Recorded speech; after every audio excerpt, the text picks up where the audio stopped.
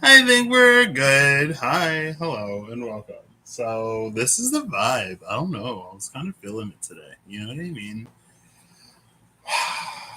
Vibe's over. Oh wow! I forgot to mute it. So today is an ICC. Welcome to It Is What It Is to our word is what it is, and it ain't gonna be what it ain't gonna be. My name is Patrick. This is Real Koruk, and let's see what's up. So first things first, today is arguably, I was going to say obviously and arguably, the most important Virgo's birthday to me. Half of the reason why I'm here. One of the contributors to the birth of Patrick. Um, yeah. One of my parents is a Pisces, the other one is a Virgo. And I'm a Pisces with no Virgo. Actually, no, because that would be late Virgo. Is that late Virgo? Late-ish Virgo. My dad's Virgo sun might pretty exactly oppose my Mercury in Pisces. Interestingly enough.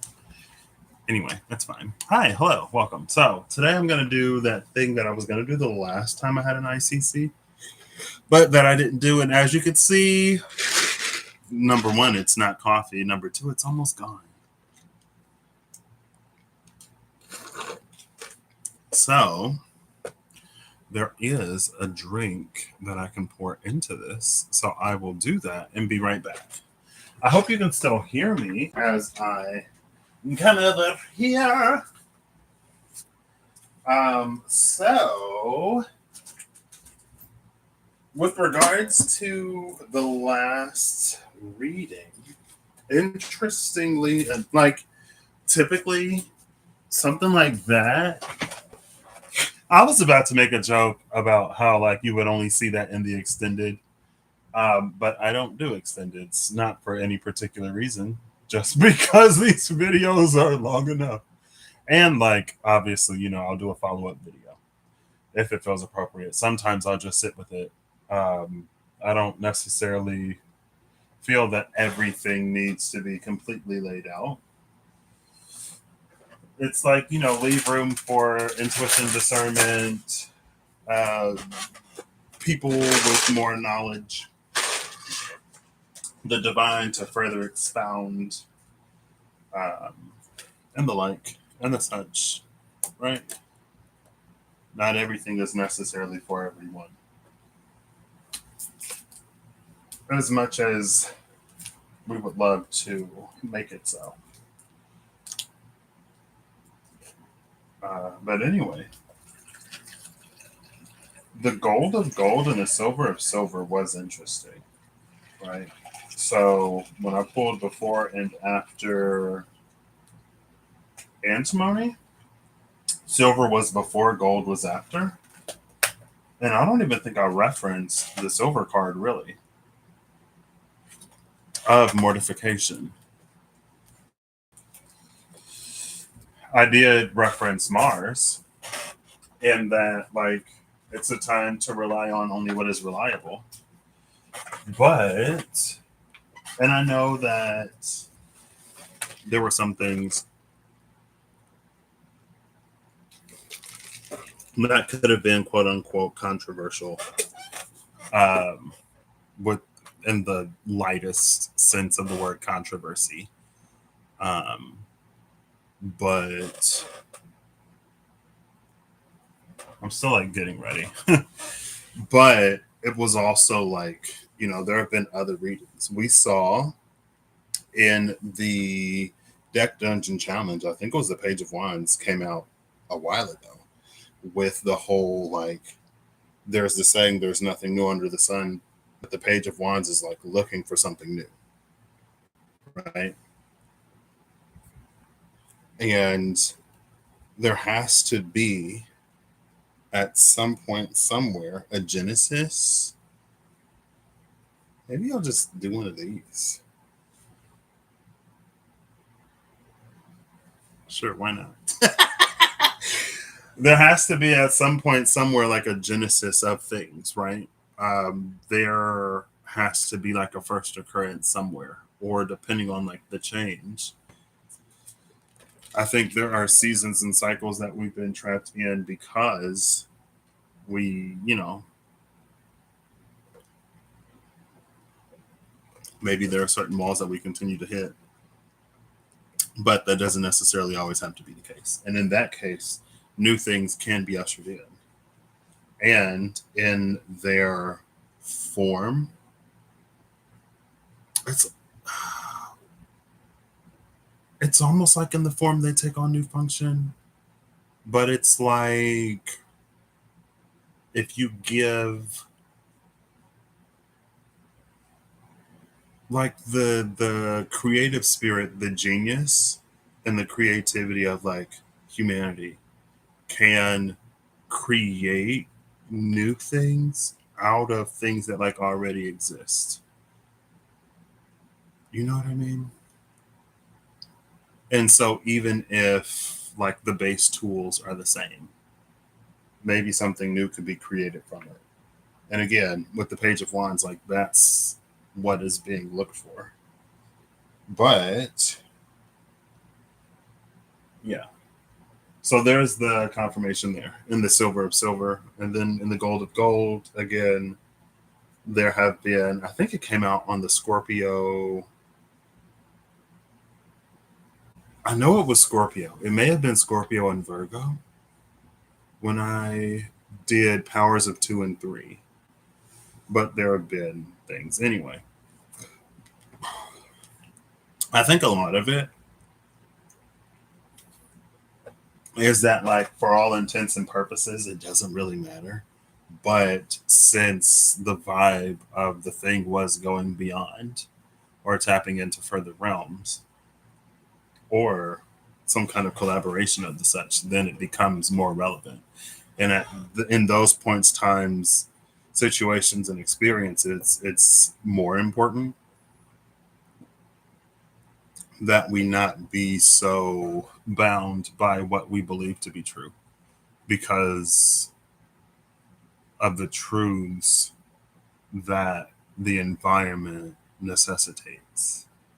Right. So it's almost like if you have an environment that is unstable in some way, or you have an environment that causes instability, then you're never going to experience the fullness of something. And I'm trying to think of like a metaphor. I guess it's like if it's super windy, right? And the higher you go, the higher, yeah, the higher you go, the further from the surface you are, the windier it gets. If we can only build like 1, 2, 3 feet tall or 1, 2, 3 stories, because anything beyond that, the environment doesn't lend to stability. Like if you go 4, 5, 6, it'll tumble. Then our understanding becomes built around 1, 2, 3. And depending on how widespread and for how long, there are certain truths that come to be because of that. But it's like Superman. Give him a different sun, and now he can do all kinds of things that he wasn't doing back on Krypton. Question mark? I don't know. Cool. So number today is 4341. I'm already like halfway through the beverage I was put in there. I'm interested to see the rest of Virgo season. And I don't necessarily know what cards I want to use. I'm like looking at the side of my head. Maybe I will just like pull it all the way through. I don't even know how. Yeah, fine, whatever. Whatever. Um,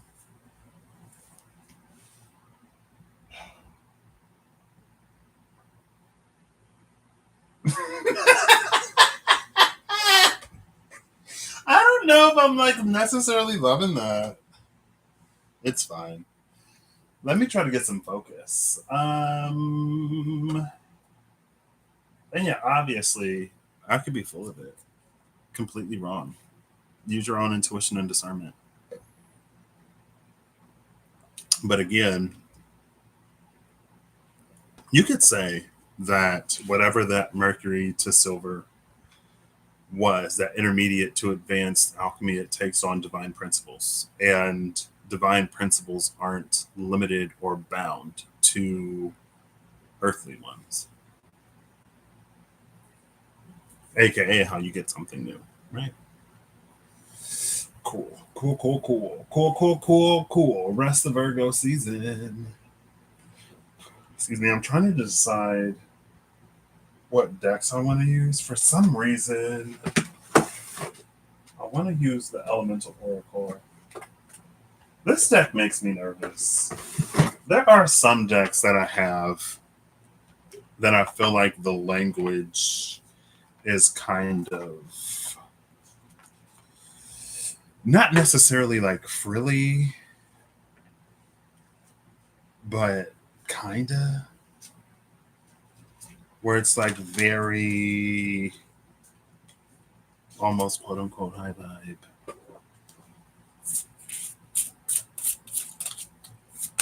Ooh, desert solitariness. Ooh, ooh. And moon. Darkness and solitariness. Is this the one that I rolled over? It's like bent. A desert moon. I feel like there's almost some significance in a desert moon. 4347 or 4341 is going to give a number. Oh.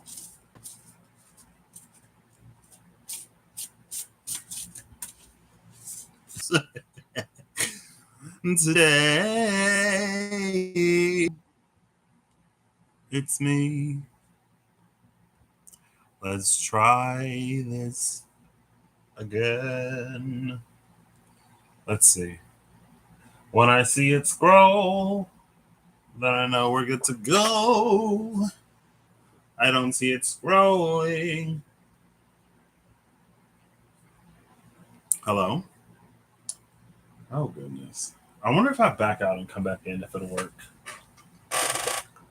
See, that's why I'm glad I have this over here.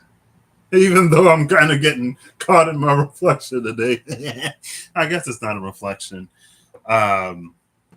Okay, so yeah, we're having technical difficulties again, so I gotta keep rebooting the stream. But now I know how to do it and not like in the live, so that is convenient. Electricity wildness. Cool. All right. So 4341. Oh, that's a 444. 444 is 12. 12 is a 3. So how do I? Ooh, I'm gonna do this. I'm gonna do an alchemy. Ouch. Oh my gosh. Girl. Oh wow. Ba-da-da-da-da-da-da. Do, do, do. Oh wait, I'm back. Okay. I don't. Yeah. Ba-da-da-do-do-do-do.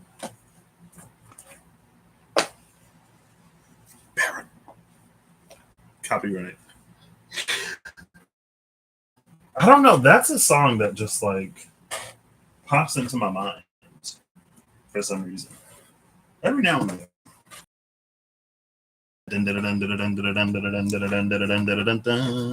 That's the part that'll pop into my mind. And for a while, I was like, what is that? And, you know, no, I know. Excuse me. So I'm going to pull the fourth, third, fourth, first card. And then, am I pulling before and after number 12? Or am I pulling the 12th card?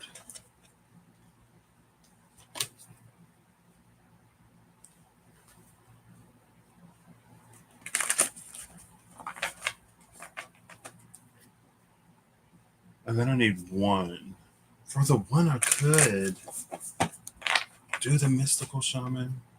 I have elements. I have alchemy.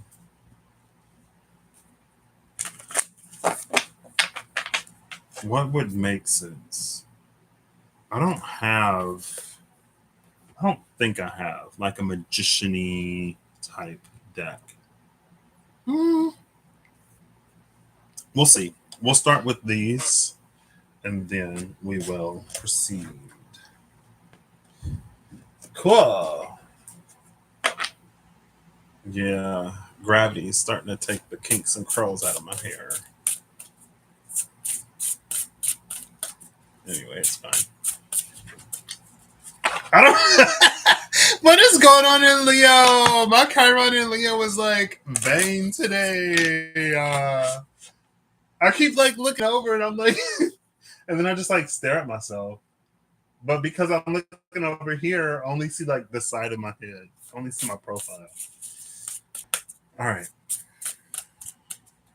For the rest of Virgo season, because kind of not necessarily leading up to the solar eclipse, even though that coincides with the closing of Virgo season. This is the second new moon, Virgo.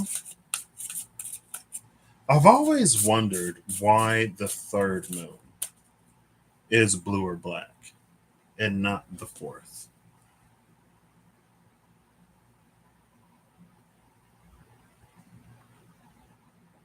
That shuffled. I'm gonna do this one more.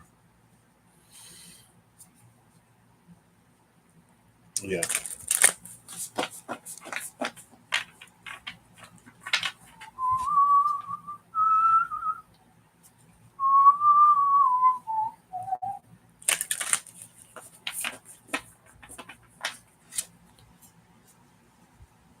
Dissolution and the androgen. Dissolution of the androgen is interesting because that almost separates the female aspect from the male. The androgen is both male and female, or neither. Both. But this dissolution makes one into two. It separates them.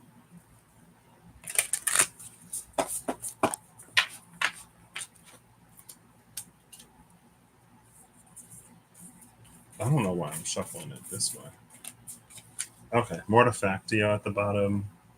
I didn't read it yesterday, so let's just give it a quick. I don't even remember what number it is. Ooh. I'm pretty sure it's towards the back. Rotatio, there it is. Number 68. Mortification, mortifactio, decay, death, and decomposition. Mortifactio is the great alchemical operation of darkness. And we did see the moon, the desert moon, isolation and darkness.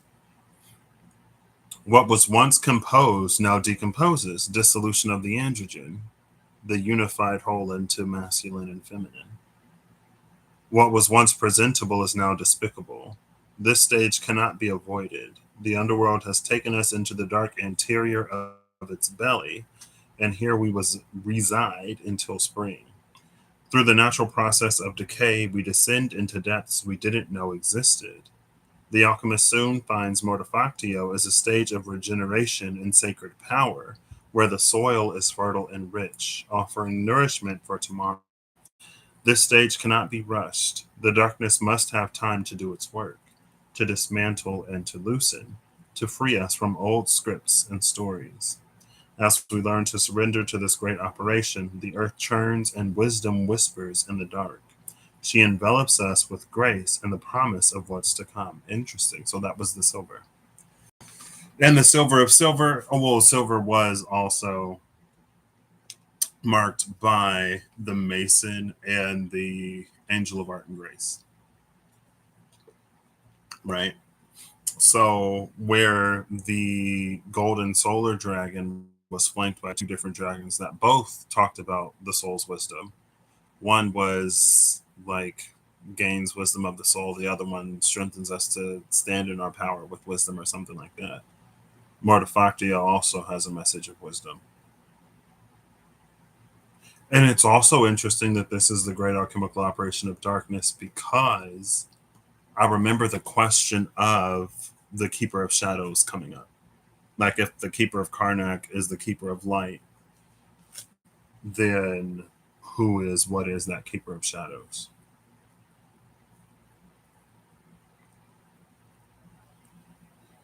Also, the things that we didn't know exist. The alchemist soon finds Mortifactio was a sage of regeneration and sacred power. Also, that sacred power. And the pathways to power. Pathways to power were in that silver of silver, which was, let's see if I can remember. I don't remember. The sun and ocean, the sun of the ocean, which was like the light, scorpionic light, anti light, the light of darkness, right? Ooh, I don't like that. It left like a indentation. Oh, don't like that either. Okay, all right, cool. Now that was, yeah, that was that. All right, I'm gonna give this one more shuffle. I'm gonna breathe in and out, and then we will begin.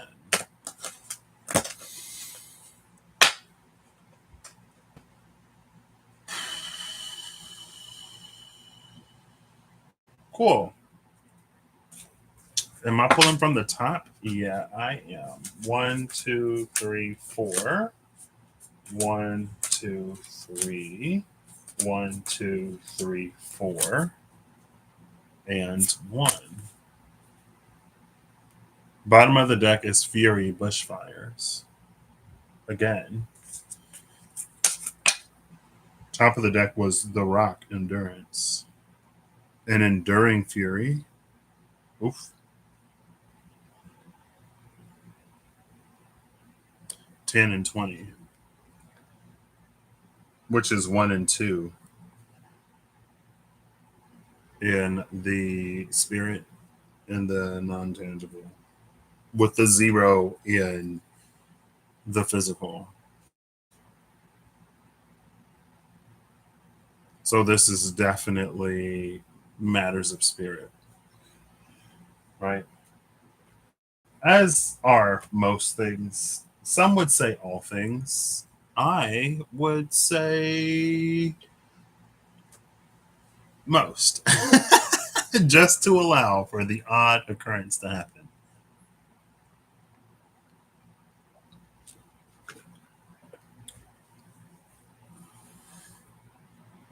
Oh, interesting. We have dark matter. We're starting with dark matter and we're ending with atoms, which is interesting because of the whole conservation of energy musing of yesterday, where it's like under the sun, there is a conservation of energy, but there's a whole almost like wheelhouse or storage area where things could be like interchanged to keep the overall conservation, but to allow for pieces to flow sort of interchangeably. Right. So starting with dark matter and then ending with atoms. First, we have, I'll just read them off. Number 38, mystery in dark matter.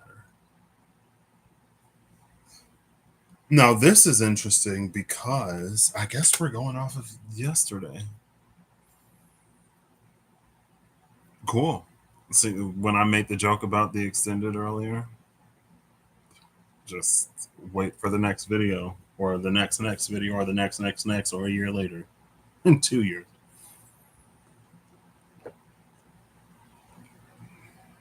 It almost gives me the energy of the ivory shield that we saw, which guards those mortifactio, the place of sacred power and regeneration. Oh my gosh, regeneration.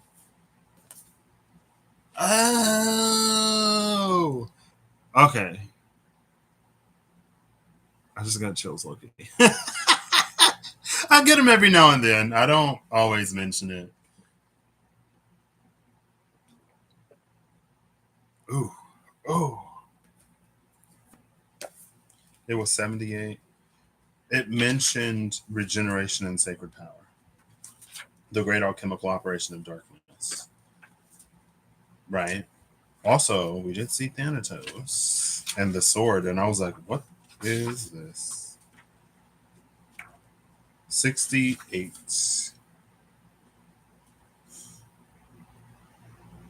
The alchemist soon finds Mortifactio as a stage of regeneration and sacred power. The angel of regeneration that emerged came out as the energy when I did that one video, right? And I never went back to see why. And it was when there was the star, there was a fire air star between whatever planets were trying, and the gap in Sagittarius when I was doing the reading. So it's funny that, like, you know, however long before, I was like, oh, I don't even remember why I scrolled ahead to look at the planets, and then I noticed, like, oh, there's like almost this star, but there's a hole in Sagittarius. Later, when I did the reading, the timing of it, that's where one of the major houses was. It may have been the descendant. I want to say it was the IC. I have the picture. I mean, in that video, I made the two pictures the thumbnail. And like when I started the video, it was there. By the end of the video, they run long enough. It had broken and passed. But in that, there was the angel of the void, the angel that's always there, that's always been there. But for some reason, the one whose presence we can't discern anymore. And then the other card that came out was the angel of ruin in reverse, which is why it was like the angel of regeneration. And it was the energy of, like, as this angel comes back, as this energy comes back, there are things that have been long gone or dormant that will sort of return to a way, or in a way that to us would be completely new, but in theory, in essence, it isn't. There's nothing new under the sun. But there's the ability that as that energy comes back now, it will evolve into something new. And that's the whole energy of, like, you know, you can give someone the same base materials and it's like more or less people will create the same thing, but someone does something novel or unique or different to the material that leads to a completely new creation. And that's the new thing, right? That's the genius, or that's what we can do with the genius that we've been granted. That is the spark of the creator that we hold. More often than not, though, we just choose to do what's already been done, but for ourselves, right? So I don't know, the regeneration of that sacred power. I'm like, oh gosh, I forgot about that. Cool. But to have this mystery dark matter here, and again, there was the archangel of glory. If the intention is for something new to be created, then there's only a limited amount of input that can be given, right? If the teacher, if an instructor, if a professional, if a mentor, or an idol, like someone that someone looks up to, interferes too much, then the apprentice, their work almost like shifts into a style that more closely resembles whoever is teaching. And that's not necessarily the point. It could be. If it resonates, take it, right? But that's why there's this butterfly sort of like on the mouth as well. And there's this whole like portal world back there.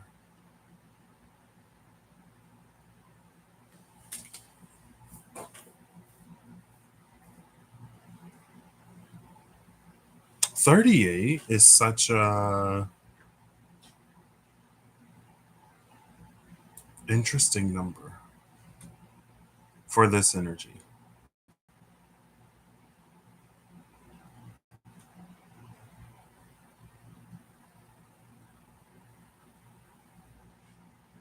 It almost has a like overloading the system type frequency. Like 3 is the catalyst, 8 is a well oiled machine. With the well oiled machine of 8, you don't necessarily get anything new or anything different because, well, then the 8, that is the 8. Because it's like whatever sort of returns the most. So if 8 is associated with abundance or something like that, it's like you do what works. And then it's like guaranteed, right? 8 for me kind of feels like a trap. So that's why it's interesting that you have a catalyst there. Now, it could be like ramping up a new system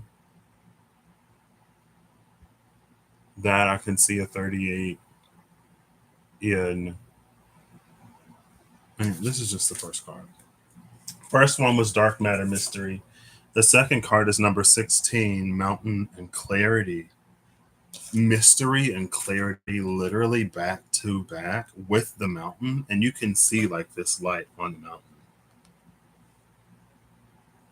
What's also interesting is that light isn't at the peak of the mountain.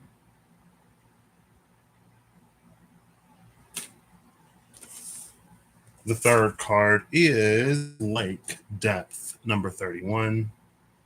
So after we get clarity, now there's depth. And then finally, the fourth card is number 40, Atoms in Building. And this energy, can, like, that's the unitizing. And I think it was with the Silver of Silver. That's the unitizing energy that came out. It's like once this new thing is established or put together, it becomes the basis of a new system. Right? So imagine learning how to source and bind protons, neutrons, and electrons. Right? So that would be, oh yeah, it's 3 of them: protons, neutrons, and electrons, just like there are 3 primary colors. Right? Either the red, yellow, blue, or the cyan, magenta, yellow. There are 3 primary colors, your tria prima, right?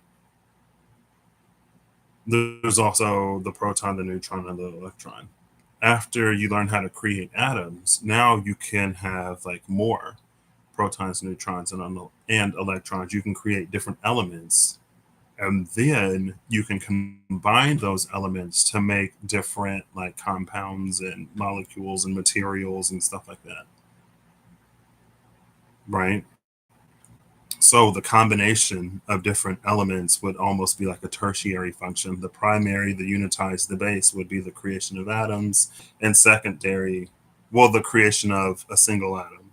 Secondary would be basically like stacking hydrogen atoms to like create the different elements. You add more and more and more protons, neutrons, electrons. It's also interesting that we went from 10, 20 to 40. I'm curious about 30, but that's only if we were adding by 10 every time, right? And I'm not going to force the pattern. Where's 10? Where's 10? It was the rock and bushfires. Where's bushfires?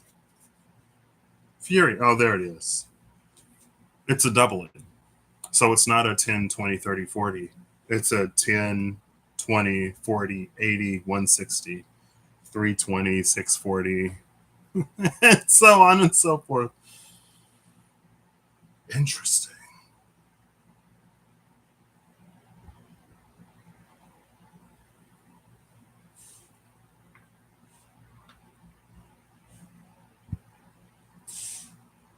I don't know what this builds to. I don't know how this applies. I just read it as I read it, and then your intuition, discernment, own journey, whatever, it'll unfold how it unfolds. So we have the mystery of that dark matter universe, followed by clarity, followed by depth, and then the building blocks of the atoms.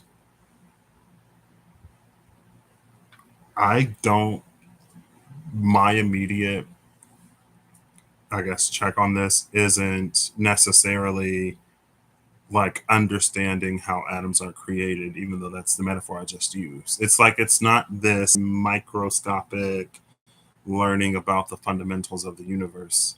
It's this like whatever this is becomes the building blocks for creating something greater.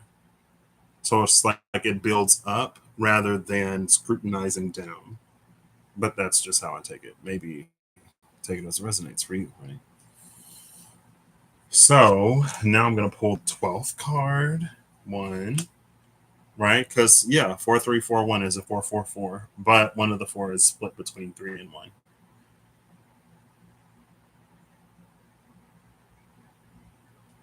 One, two, three, 4, 5, 6, 7, 8, 9, 10, 11, 12. It's smoke, number 32. Ooh, smoke is interesting. Where is it? There was golden smoke. Oh, yeah. Smoke is interesting because it was a while ago. The top of the deck was fog. Oh my gosh. Yeah, there's fog. That's why smoke is interesting. Bottom of the deck is mortificatio, mortification. Again, regeneration and sacred power. So the fog is an obscuration of a thing. Smoke, it's like the gold is warm enough that it starts to basically condense the fog. It starts to clear the fog. It's this element of heat, right? It's like um if you're driving or if you're in the car and the like windshield or the windows fog up and then you like turn on the heat question mark or you turn whatever you do to make it less foggy because it seems like it changes. Sometimes it's like turn on like the heat or whatever and it'll clear up, but sometimes you do that and it doesn't work and it's like oh we'll open a window or do this and it'll seems almost in not inconsistent to me. But because fog is like moisture that's in the air, smoke is different because there's no moisture, relatively no moisture in smoke, right? Not like what fog is. Basically, it's the gold that clears the fog, or that makes it easier to. It's not easier to see because fog can also obscure, but it's just different. Okay. Number 32. Foul. Smoke, sorry. Smoke. Smoldering, warning, illusion. Smoke is a tantalizing phenomenon, stealth like and seductive. It swirls and twists, rising and disappearing. It travels great lengths with its signature scent, warning of a flame somewhere in life's laboratory. Such is the nature of the smoke card. When present, the senses are aroused and enticed, yet the warning of fire cannot be ignored. What kind of smoke is it? Was the fire intended? A ritual or an accident? Does the smoke carry notes of incense and herbs, or is it laced with the fear stricken scent of destruction? The smoke card asks us to wake up, to become alert to what is happening around us. Something burns. Those around you may fall under smoke seduction, or they may flee in a panic. Don't get distracted by their response. Stay in your own laboratory and see what emerges as you study the smoldering veil. Interesting. I'm interesting. Love resting. Sorry. Where do I go from here? Now I really want, because before I was like, I don't have like a magic key, magician-y type.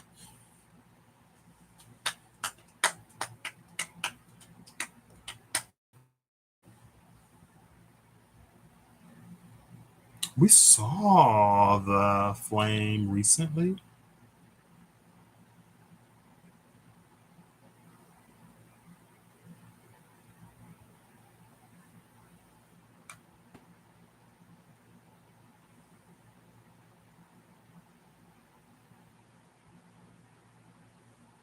No, I have a stuck song in my head. I have a song stuck in my head.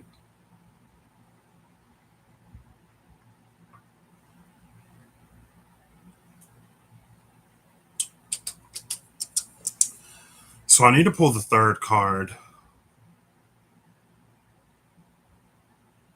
Or I'm actually. What is the 12th card? Am I going to do both? I'm doing it. We'll see if it's a good idea. Number 12 is Melanosis Darkening. The darkening skies as the smoke obscures the sun. Really?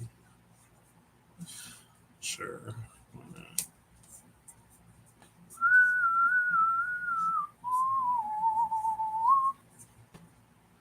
Oh my gosh. Look at this. Antimony, number 27. Darkening, Melanosis, number 12. And Summer, number 18. Antimony, the Gray Wolf, was next too.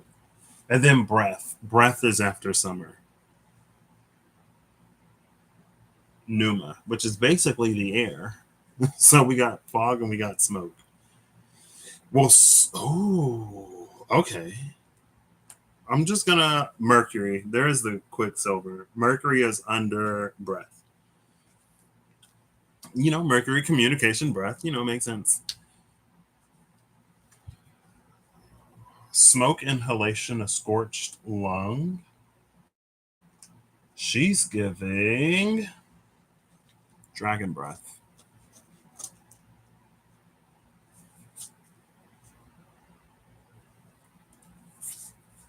And I ain't talking about halitosis.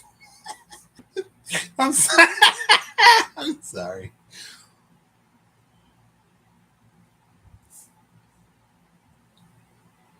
It's so funny that antimony card is there. Should not have been surprised. But again, it's like that's the point.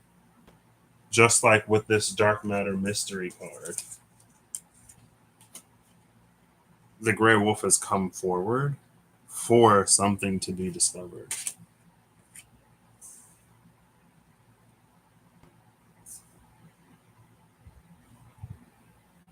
The reason why, like, it gives Armoros Vel energy. Um, in Real Krugian mythos, basically, there was a time when angels lived amongst men. Men basically grew jealous or envious.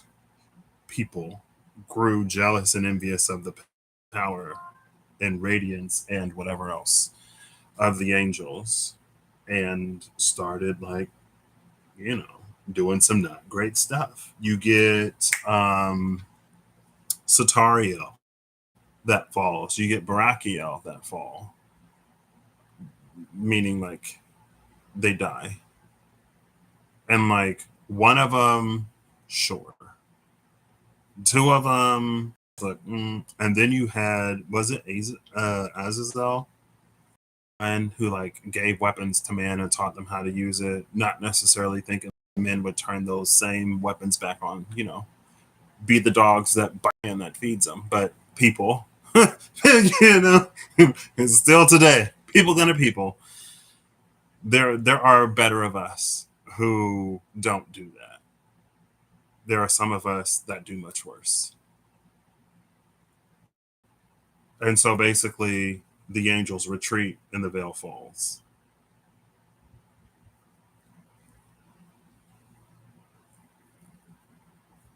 And then you get your odd Enoch, you get your old Elijah, you get your odd whoever else that becomes a saint or bodhisattva that live lives that are so remarkable that they are invited to the other side of the veil, and whatever happens over there happens over there.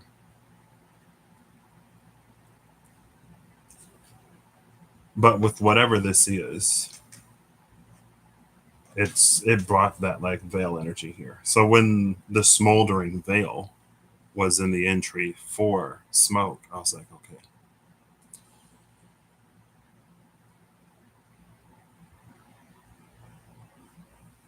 You could look at it as a removed limiter.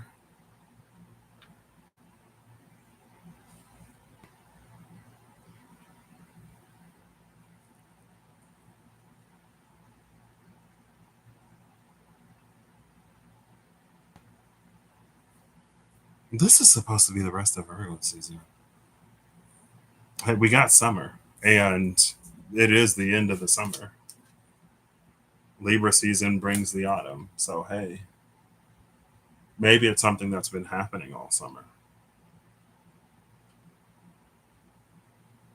And it's almost like the the misty mist is there. If we can kind of sort of see the play behind the play, then to us it would be as smoke, right? And that's the gold that warms it and sort of like evaporates it. If we don't see it, or if we are under whatever illusion, that's when it is this fog. Ooh, the moon is behind. No, silver. Silver is behind fog.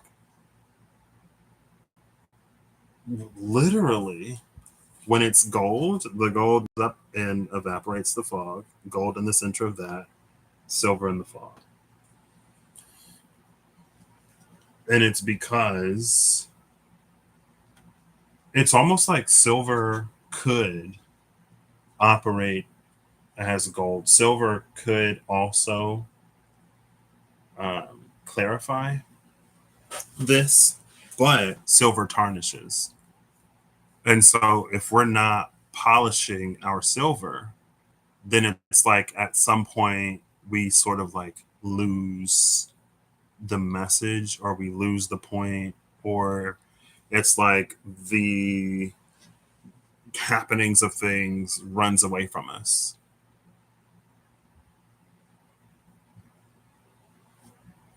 Especially when it comes to matters of convenience. What is convenient and what is easy, what validates whatever.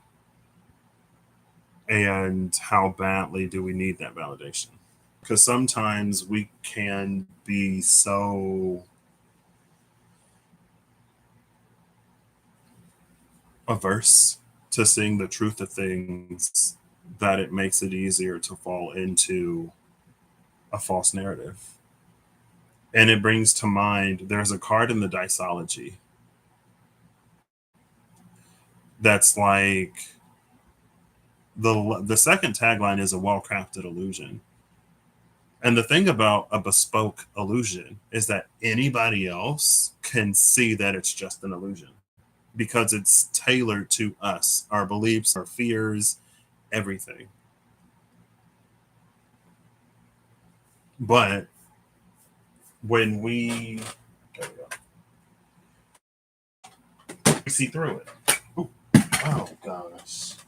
This isn't the deck that I'm necessarily going to use, but I guess it's the one I'm pulling out, so why not? Sure, we'll keep this one relatively short. And I'm pulling the third card. I'm gonna give it a shuffle. Oh, 3 is the Empress. The Empress has been coming out. The Empress is the Kingmaker. Well, the Empress is the Emperor Maker. I mean, she also makes kings, but she came out in reverse with um, the not gold of gold. That was, what was that? I don't remember. Doesn't matter. All right. 1, 2, 3. The 8 of Hearts, an explosive vision, a nurturing light and burning passion. Well, there's that burning again. It's also interesting that it's the 8 of Hearts because yesterday the 8 of Cups came out in reverse. Was it the 8 of Cups in reverse and the Warrior upright? For gold, I think. As like it's something that we can't walk away from once we sort of initiate it. There's like a point of no return, something that we can't come back from, like words that can't be unspoken. There are pathways to forgiveness, and there are there are allowances, and there is grace that can be extended, but a word can't be unspoken once said. Bottom of the deck is the 6 of Spades, an internal truth burning to be seen, the yin side of masculinity, a thrusty yet elegant dance. And it was in reverse.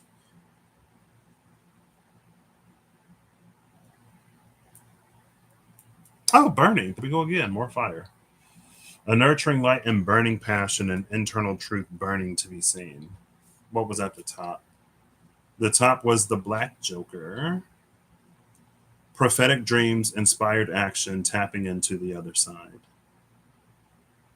Interesting.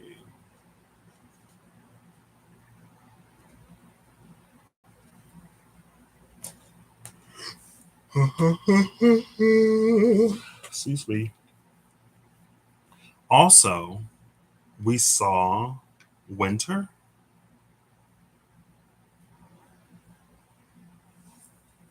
There was that Fimbulvinter energy that came out recently. And here we have the end of the summer.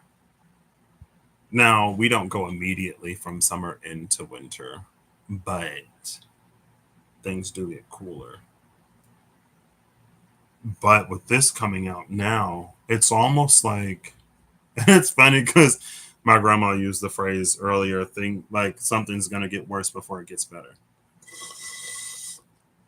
She has this large tree in her front yard that just sheds acorns. And so if you're parked under it, like we were today, they will pelt the car. And the tree is tall enough that as gravity is doing its thing, it sounds terrible. And since they're just now starting to fall, that's why she was like, it's going to get worse before it gets better. Anyway, like if this is the ending of summer, like we still have the autumn, we still have the fall before we even hit winter. And winter is like when it's Fimbulvinter is the worst. But here is an opportunity to not and have to go through all of that. It's almost like stopping Ragnarok before the events that lead up to it. There were several, I'm sure, I wouldn't know, several factors that led to Ragnarok being an eventuality, an inevitability. Some of them, the straw that broke the camel's back, or the last few straws, right? This is almost an opportunity, Eight of Cups, to get out of it before things get that bad. Now, interestingly enough,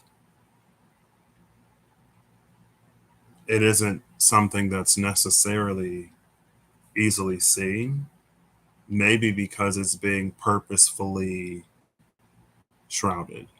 Now, to me, in my opinion, the difficult thing about being human is that we all have hearts and we all have a conscience.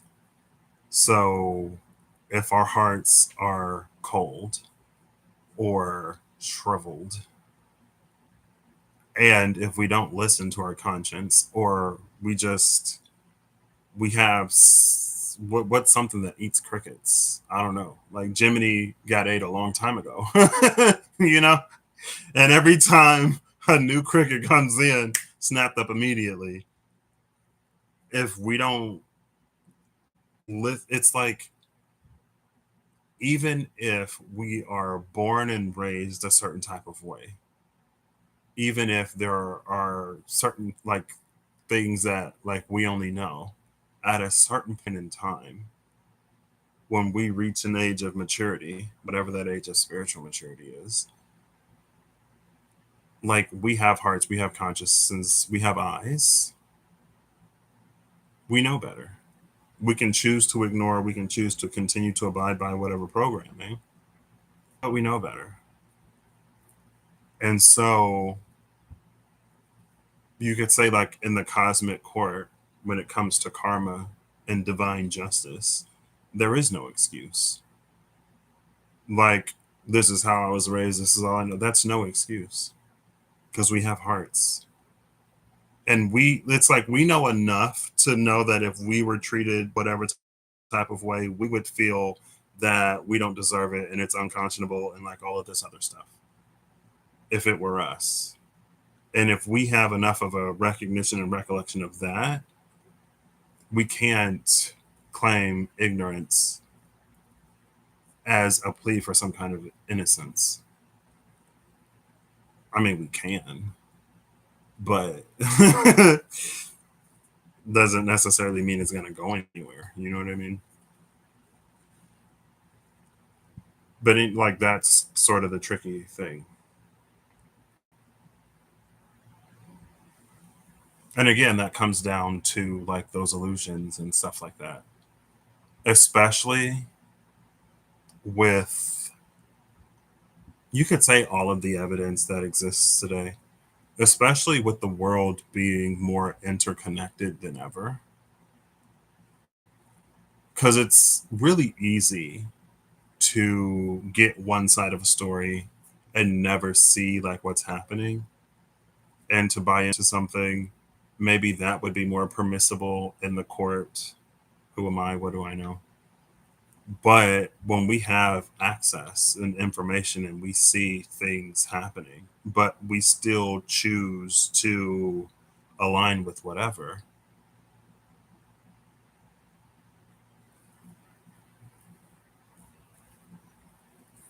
Anyway,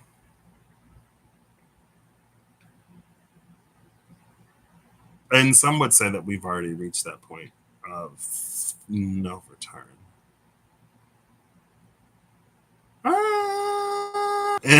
In some scenarios, yeah. But with these here, again, like we start with dark matter and mystery, right? 12 is darkening, but the 12th card that came out was smoke with fog, sort of like right there. So it isn't necessarily, I don't know, but again, it's like, anyway. An explosive vision, a nurturing light, and burning passion.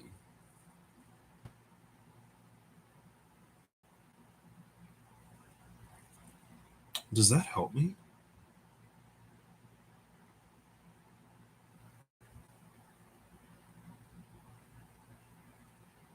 I don't know if I have a deck.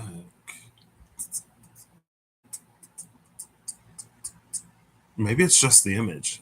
There's an image in my mind. It's like that nurturing light and burning passion.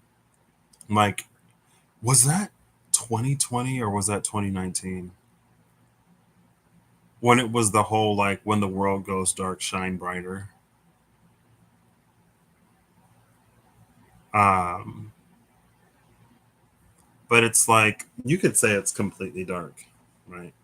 And then there's like a star or there's a pinprick of light, and it's like it gets more and more intense until the point where it like illuminates the whole sky or it illuminates a significant area for things to be discerned, right, with to provide the light for clarity to be had. But the human spirit is powerful. We can face to face and still not see whatever. Let me stop. But there's this sound effect in my mind. It's like I feel like it's just the sound effect of like searing light. I can't make the sound. But it's like it's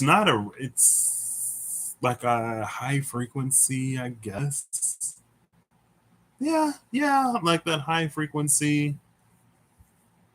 And then it's like it gets louder and louder, but there is no, anyway. Kind of like when your earrings a little bit, maybe.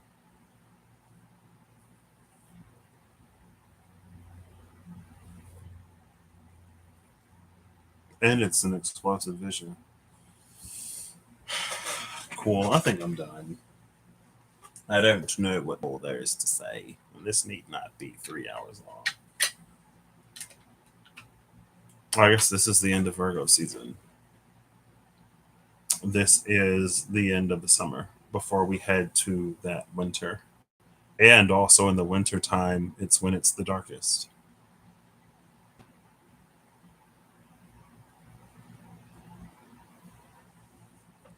I feel like Mortifactia was almost a threat.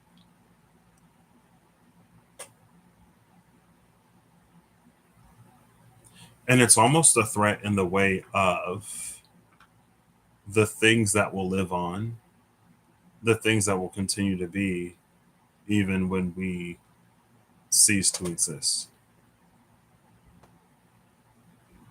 Like the world will keep spinning. Nature will reclaim a lot of, if not everything, and everything ultimately will be just fine, whether we're here or not.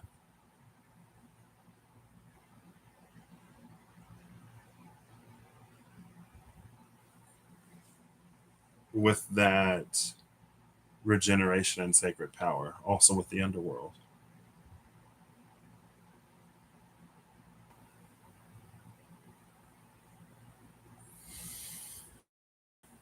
Cool. Oh, prophetic dreams and Explosive vision, interesting. All right, I think I'm done.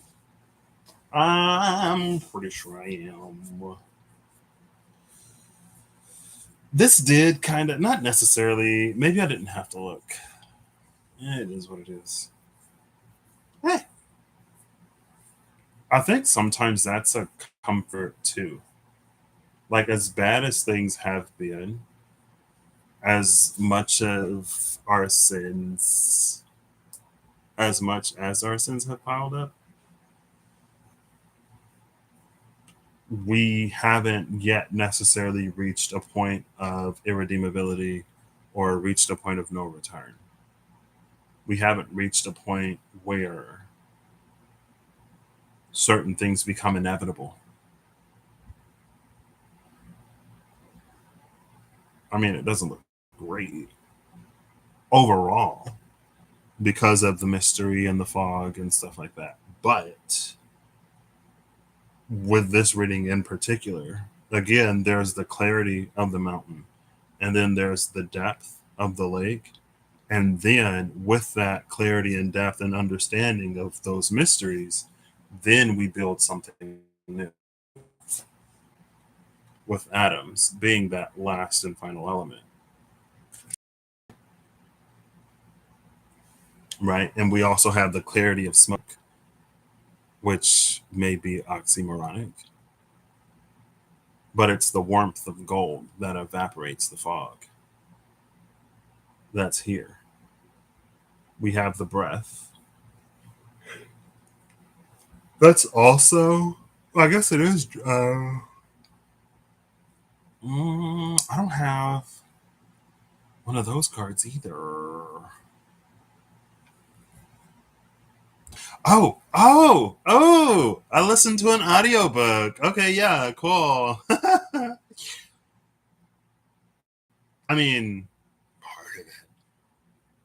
So there's a series of audiobooks I listen to. I only listen to the first three. Shout out to the public libraries because they have been scratching my lit RPG audiobook itch. I can't complain that they don't have entire series of everything that I want to listen to. I'm grateful for what I do get. But there was one, someone was burned very, very, very, very badly. And he was given a not a sacred treasure, but kind of. Um, and it was like the breath of a dragon, and it was rumored because nobody knew. It was rumored to like heal wounds or heal burns, right? So it's like it's in this airtight seal, obviously, because if it wasn't airtight, the breath would just evaporate. And it was like, you break the seal, you inhale the dragon's breath, and you hold it in your lungs for as long as you can. And he did that, and it was the dying breath of a dragon. And he held it for as long as he can. It's a dragon's breath, so it was hot. He was suffering from burns, wanted to be healed, and experienced a heat that was magnitudes upon magnitudes worse than the heat that caused the scarring in the first place. He held it for as long as he could when his lungs were on fire, and he released it, but the heat did not release him. It continued to burn and burn and burn and burn. And I think he like blacked out from the pain, but then he got like resistance to basically any kind of fire that the basically any kind of fire, including that flames that of which like some of the highest or higher levels of mages could produce, right? Short of the breath of a more powerful dragon or some other kind of cosmic flame, he higher resistance and some kind of dragon integration. I don't remember, but that was like the inhalation of dragon breath. Is Dragonline inhaling the smoke? Oh, I did. I saw in a deck that I have, it may have been the Runic Tarot. I think it's the Tower and the King of Pentacles. And it's like the King of Pentacles was the dragon in the tower. And because I was like, the cards came out and I'm looking at them and I think I read them. But as I'm looking at the cards, I'm like, I see the King of Pentacles next to the dragon on its pile of gold. And I'm like, the King of Pentacles is the dragon. And it was just that impression of like, the King of Pentacles is the dragon. I don't remember if I said it. Probably not. Maybe.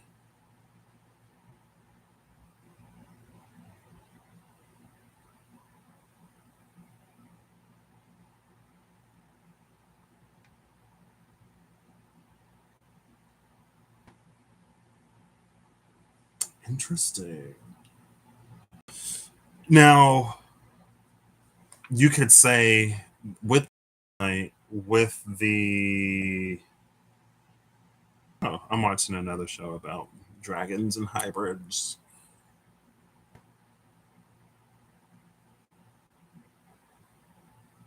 People gonna people, even in the TV shows and anime. I mean, more so. So.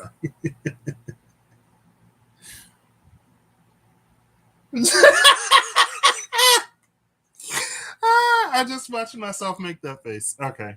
Um, it's an energy of beacons, right?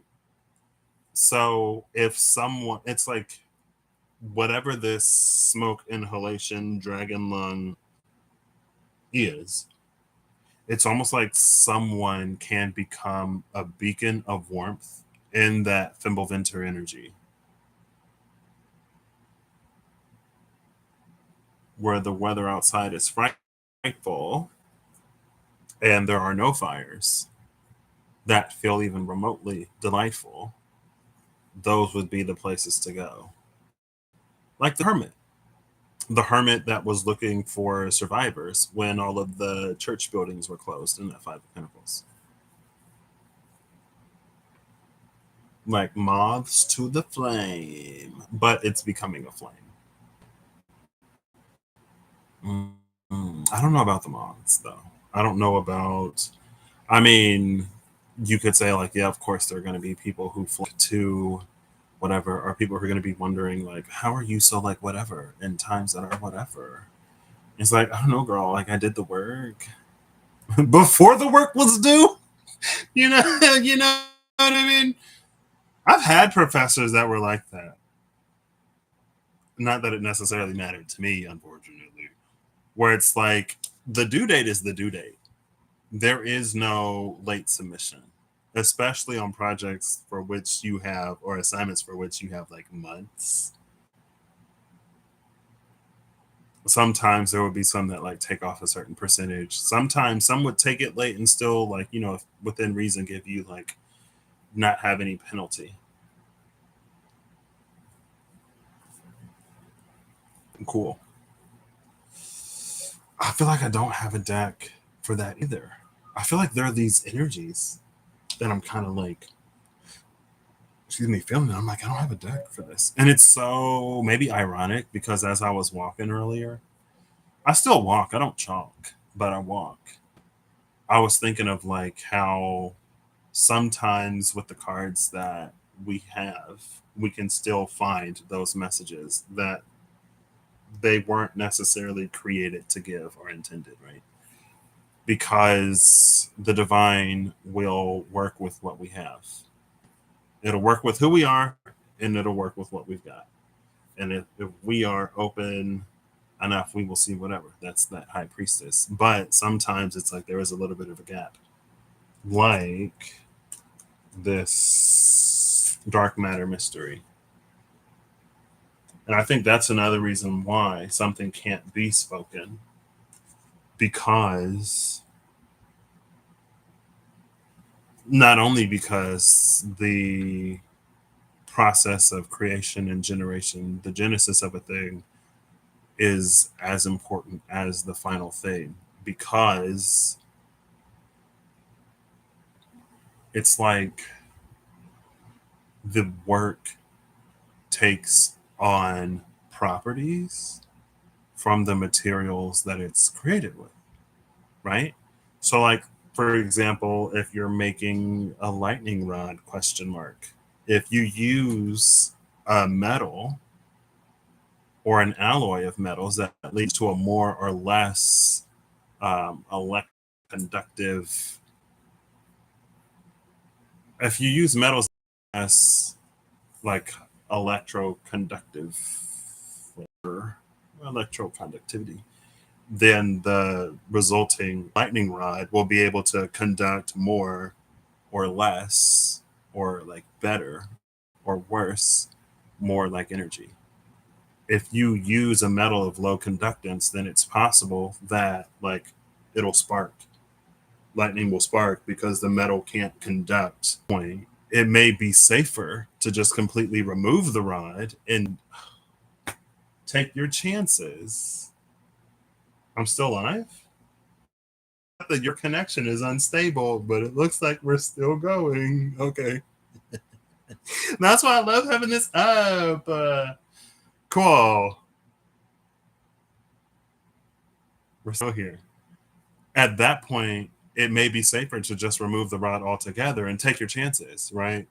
Rather than having a rod that poorly conducts electricity, because now, rather than it being like a 1 in 1200 chance that your whatever is going to be struck, it rises significantly, increases significantly. Like now it's 1 in 12 because there are only 11 other things that fulfill that path of least resistance, highest, therefore like closer to clouds, the more likely you are to be struck.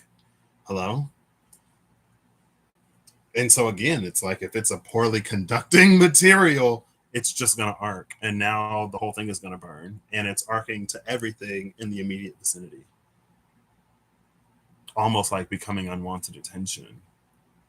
And it's like, girl, well, if you put yourself out there, you're going to get attention. Hello. You don't want to be seen, you don't want to be perceived, then stay at home. Anyway, a better conducting material will do it more efficiently, and you don't necessarily have to worry as much about like arcing and spontaneous fires. So, but that's the reason why, right? But besides that, there was something else that I got lost in the metaphor and forgot. The material having an effect on the final product, but there was something else there. I could look. See, I'm not necessarily looking before and after cards anymore. I was supposed to end this like half an hour ago, or at least 15 to 20 minutes ago. I could look before and after the curse in the mystical shaman oracle cards because that gives the energy of the curse, and it's not something. Oh, that was the second thing, or it just like can't be communicated. Like there are no words that exist to describe a thing, and so the butterfly on the mouth, all of these butterflies, but especially the one on the mouth, could symbolize and signify all of the changes that we have to go through in order to even like have the language to understand the thing that would be communicated. All of the growth, all of the evolution that we have to do in order to even begin to fathom the concepts that are to be revealed, right?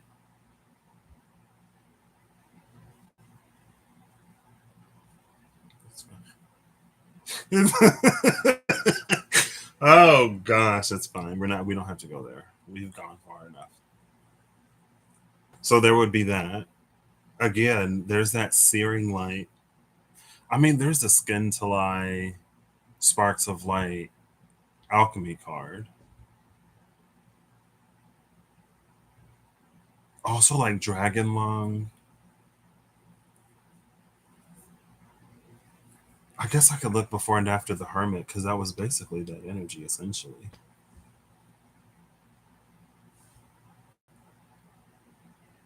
Mm. It's fine.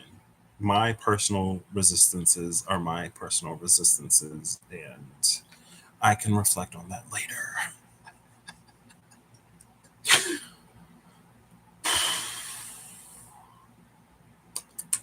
Well, let's do that. Sure, why not?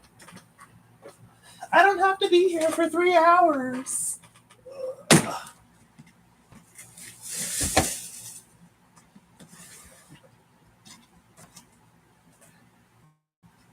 Is there? I've had the this deck on my mind, nagging at me, the Magical Dimensions Oracle cards and activators, and I know that there is a dragon in here. I think in the challenges card. I don't have a worm. Oh, that's so funny. I saw worms. I think they were caterpillars. I don't know if they were caterpillars or millipedes or what. I was on my walk today and I was like, what is that? And I was like, okay, is that like some kind of caterpillar or something? Are caterpillars still a thing right now or have they all become butterflies? I don't know. I mean, I'm sure there are late bloomers in the insect world. I saw one that was just like minding its business, and then I saw another one that was like being harassed by a red ant. Like the thing was just crawling, and the ant was like, I assume it was being harassed. Maybe the ant was concerned, and it was like trying to help. I don't know, but it was moving, and the ant was like all around it. I'm like, I don't know what's going on there, but I'm thinking WYRM worm, and not necessarily WORM. Are there worms? I mean, there is one, a few in the dragon deck. Actually, I don't even know where those cards are. Um. Oh, I guess it's there was a Magic the Gathering card booster pack. There's a card in my mind. I know it's blue, and it was like the Dragon Whisperer or whatever. Um. Right. And it was in that reading where it's like we can borrow the power of dragons, and it was like a one-use thing, or we can do whatever for these powers to be more permanent. And again, that's sort of the gold that we saw yesterday. I love as they're like unfocused. They just look like these little like orbs of light.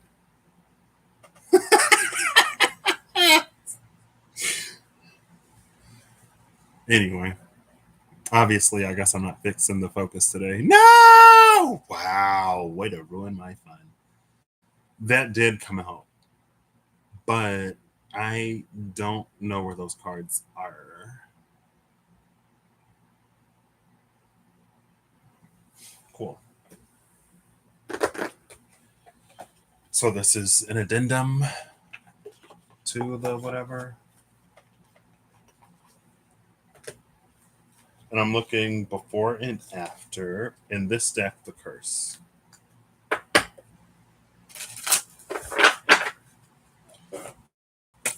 Ooh, I'm not looking for no flippers or fathers, please. I know what I'm looking for. And I'll cut it. Oop, oop, oop. That was almost a mess. Looking from the bottom, we have the rattle, the holy mountain, and fire. She's giving meteor, girl. And not necessarily the ones that wipe the dinosaurs off the planet, but Mortifactio is kind of sort of here as a warning. The Earth has gone through ice ages and meteoric impact.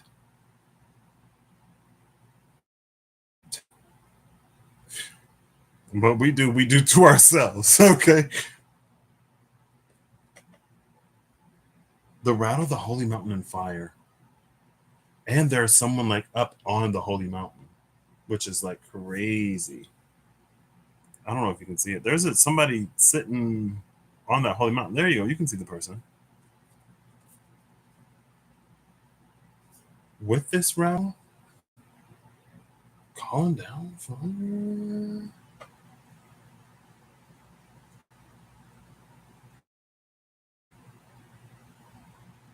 What an interesting cards. Okay. Uh, oof, big oof energy. Huge oof energy. There is no bigger oof energy. I mean, to be fair, I've had my moments of taking the rattle to the holy mountain and shaking it and just being like, girl, I don't think we're going to get it. Why delay the inevitable? Why wait for us to do to ourselves what the divine could do to us in an instant? I came out of it, okay?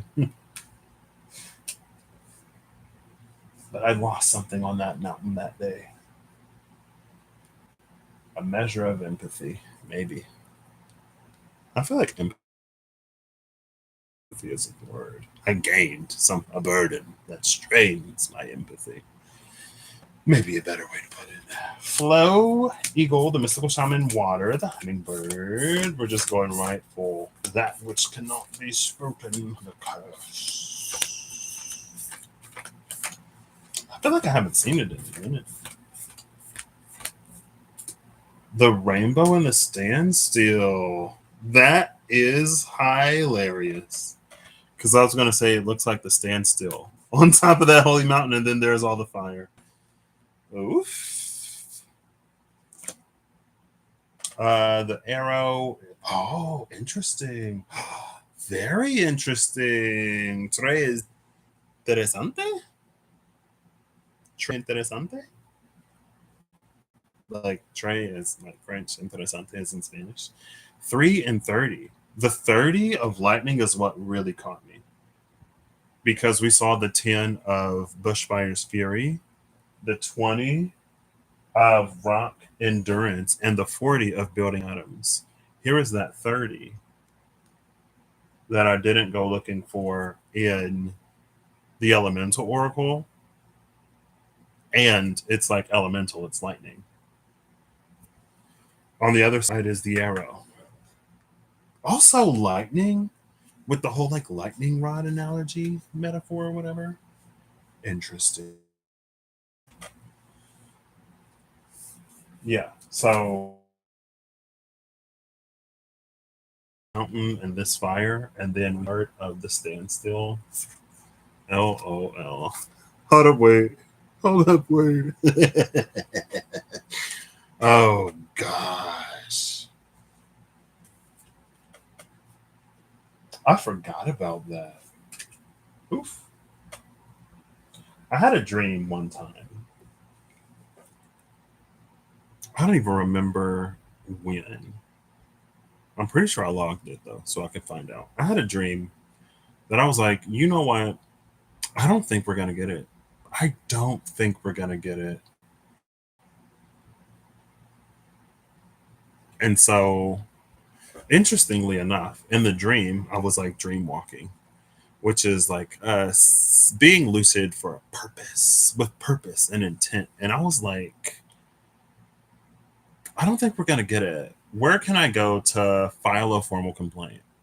And they were like, oh, you can go to that mountain over there. So I was like in a building. I would like at the beginning of the dream, I got off of an elevator. I'm in the building. I had to like exit the building. I emerged in a parking lot, and then the mountain was in the distance. And I kept trying to get to the mountain, but I never made it out of the parking lot. I would just like be back at the elevator, and then I would like try to run. And it's like, girl, calm down.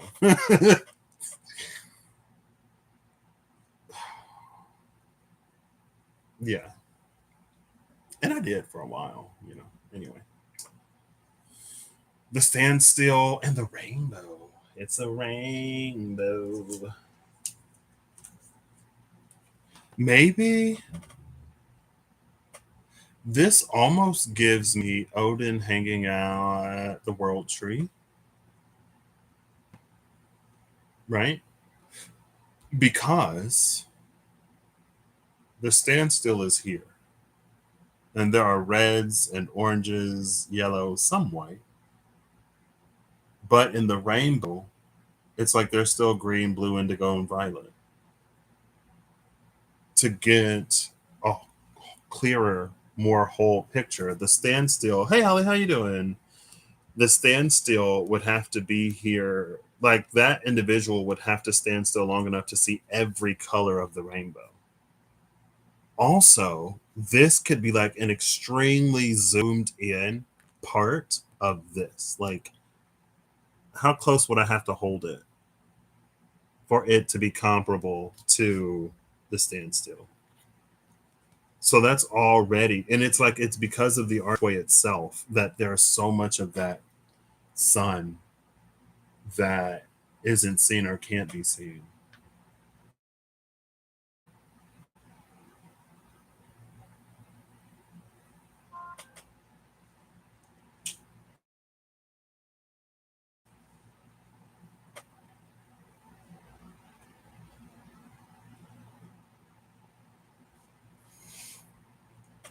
And then fire and lightning. Hey, fire and lightning's been a thing.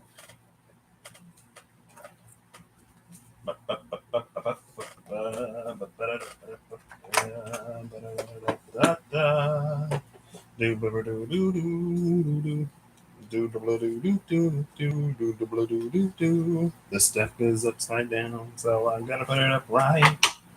Deck is upside down, so I gotta put it up right. Upside down. Emotional freedom and forgiveness. Read me. Emotional freedom and forgiveness. Love that energy. Love that, love that, love that energy. Ooh. Okay. Oh. Harmonic resolution just plopped on out there. With the Ice Queen at the bottom of the deck, harmonic resolution is negativity, anger, and transmutation. And look at those reds, oranges, and yellows.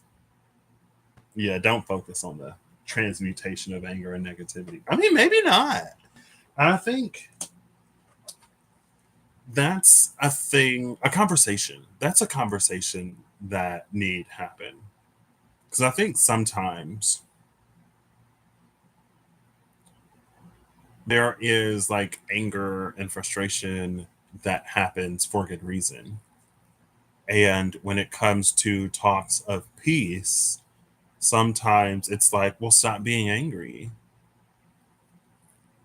rather than it being like, let's stop doing the things that anger people so that then people won't be angry. Just change how you feel about what's happening rather than changing the things that are making you feel the way you feel. Now, on a certain level, and there are plenty of instances where it's more beneficial to change how we feel about things, where that's the only power that we do have. But like I saw this reel of someone, there was somebody who was talking about like Miss Andre and what a problem it is. And then there was like a lady who was basically explaining Miss Andre is more often than not the result of misogyny. Just like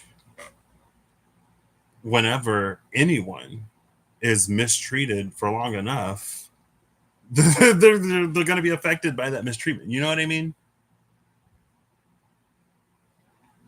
Anyway, but I think that is sometimes the price of the transmutation of anger. It's like stop doing things to make people angry rather than trying to dictate and force them to feel a certain type of way about whatever. And it's like ways that no one wants to be treated. But again, not necessarily, I guess we're here. I don't know. That's wild to me, though. But hey, oh gosh. Who was that? Higher perspective, the cosmos, awakening, and unity. 1921. Harmonic resolution and higher perspective. If this ain't the most love and light BS. I mean, bottom of the deck is contemplation. Again, I mean, that's pretty much everything that I was already talking about in a way. Like the love and light BS higher perspective of like anger and stuff like that is, again, it is like so detached from reality that it almost becomes incapable of actually affecting it, but it convinces itself that it can and or does. Like for light workers that work for the collective of people, but they like intentionally separate themselves, distance themselves from like collectives of people and completely ignore like certain realities that it's like, how are you doing anything for anybody that you're not even connected to, that you intentionally withdraw connection from? And it's like, this is Earth, this is the 3D. Sometimes you have to like actually, like if something is burning, right? Sometimes you got to turn off the flame and remove it from the source of heat in order for the whole house to not burn down. We don't just will the burning whatever cool as we do nothing to reduce or eliminate the sources of fire, you know? And it's a higher perspective that more often than not plays into or benefits the very thing that it seeks to change or eliminate or whatever. But,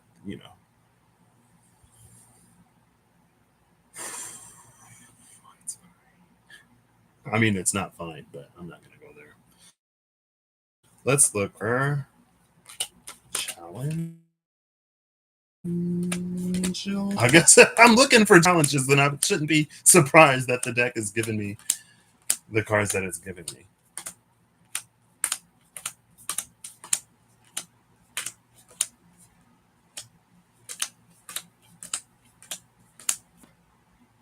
Attachment is the card, actually. Oh, 222. Ice Queen, introspection, self analysis, and fortitude. And then 35, sanctuary, healing, comfort, faith, and restoration. Attachment is accumulation, defensiveness, and scarcity. Hey, we're focused. This is the dragon. We just saw the Ice Queen. I love Ice Queen in this deck. There's a certain wholeness and completion to Ice Queen, but also purpose. Is this not?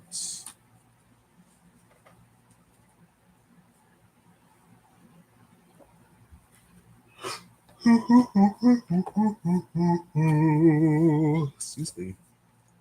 What a momental poor favor. I think it's number 4. No, 4 is breakthrough. Is it number 6? Yeah, number 6 is challenges. Oh, yeah, that is not the card. That is not the one. Cool. I was looking for challenges and I shouldn't have. It's maybe, but I mean, attachments can still be similar. If sometimes it is, it's the things that we are attached to that prevent us from really going where we want to go, and that the strain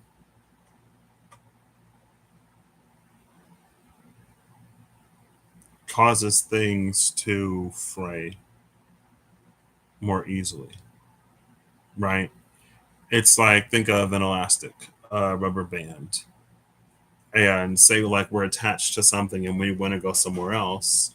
We pull that rubber band, maybe beyond its modulus of elasticity. Sorry.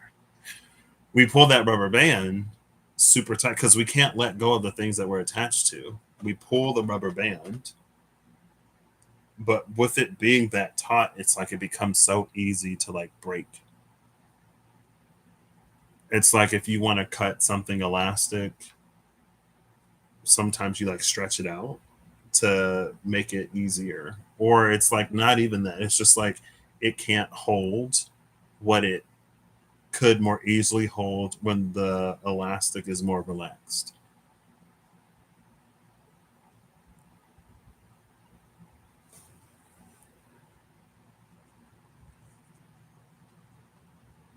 Introspection, self analysis, fortitude, healing and comfort, faith and restoration.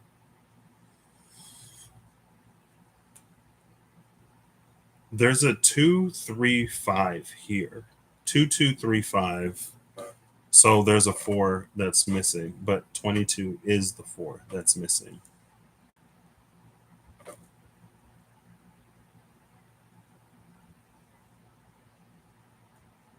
But to get four from 22, we would have to do something to like a master number that we don't usually do. Usually, you don't add the digits in a master number. The 11s and 22s and 33s and so on and so forth, they stay the same. Maybe that's an attachment that we hold that keeps certain gaps from being filled, right?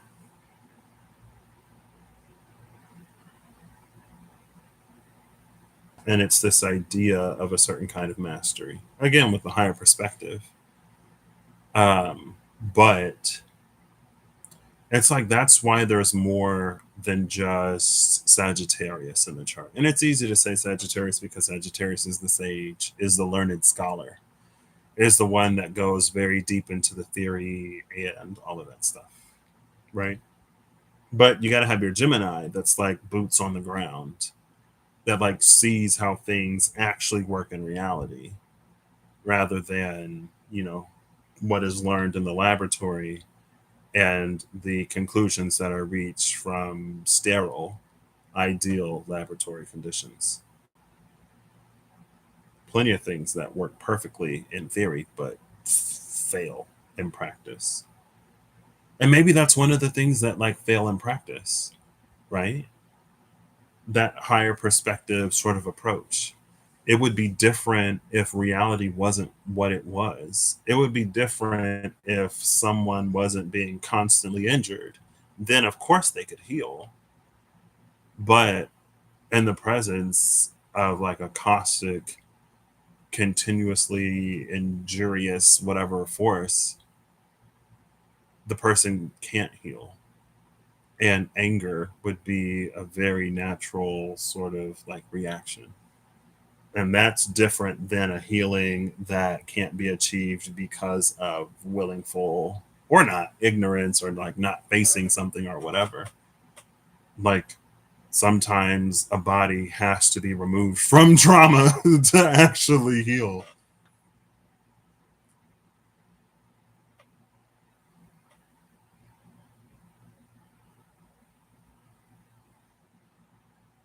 And maybe that's the thing. Maybe it's like being blinded by belief.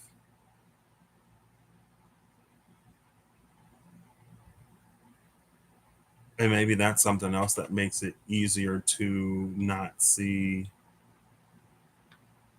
reality as it is.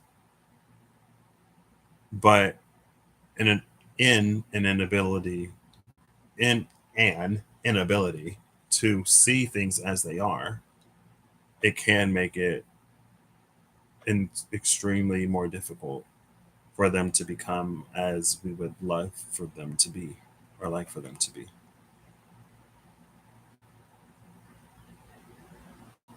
But so too must we acknowledge the changes. And I feel like frustrating and potentially infuriating as the last few days have been, especially here in the States,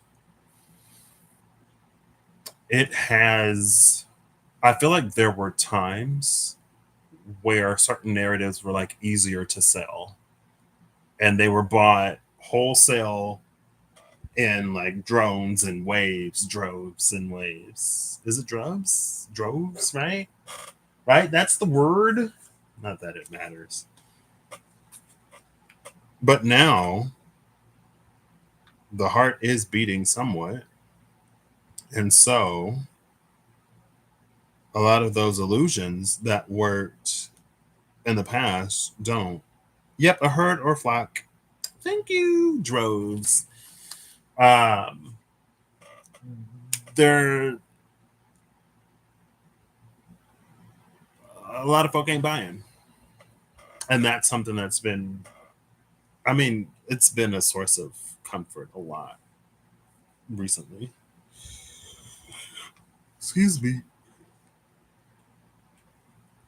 Now the sanctuary on the other side is 35. I think is no, that's 27. I feel like I've seen 35, but maybe it was in the alchemy or archetypes. Oh yeah, 35 is oleum vitriol, oil of vitriol.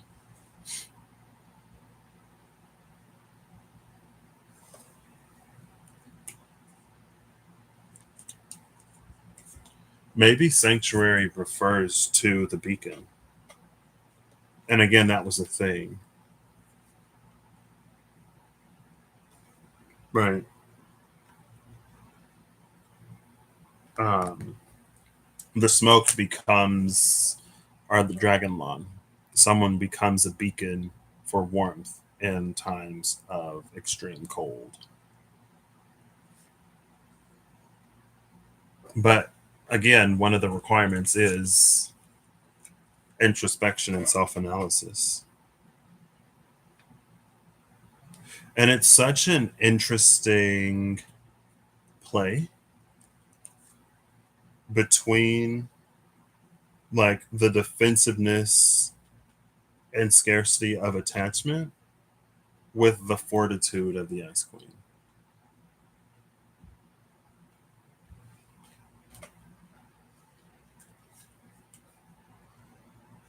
That fortitude also speaks to an ability to withstand external elements. That came up yesterday. Right.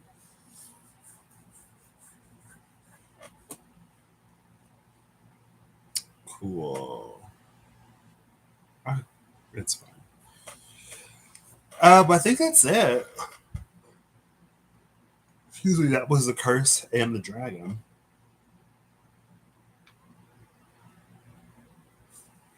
Also, so again, oh, and it's a blue butterfly. It's a blue butterfly on lips on her mouth.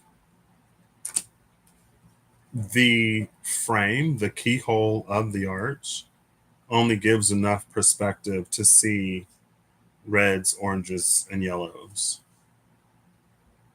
The things that can't be spoken, the mysteries of dark matter, things that can't be spoken, is the greens, the blues, the indigos, and the violets. It requires a perspective beyond one that we're necessarily privy to, which inherently necessitates a sort of openness.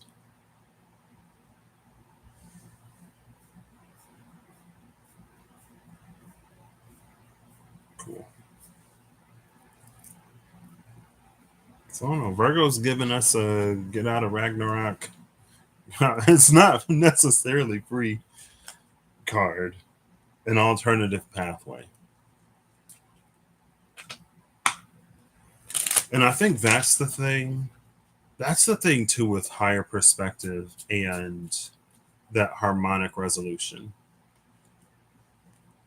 And it's almost like because that point of no return hasn't necessarily been reached. And it's not that there aren't burdens on the camel's back. It's not that there are things that can be completely ignored, but it may be worth it to pay the price of forgiveness now rather than for things to continuously get even worse later. Especially if the wounding and the traumatizing were to stop, right? So healing could actually happen. But as long as that continues, um, that's like submission, right? And that's not submission to the divine or any higher power. That's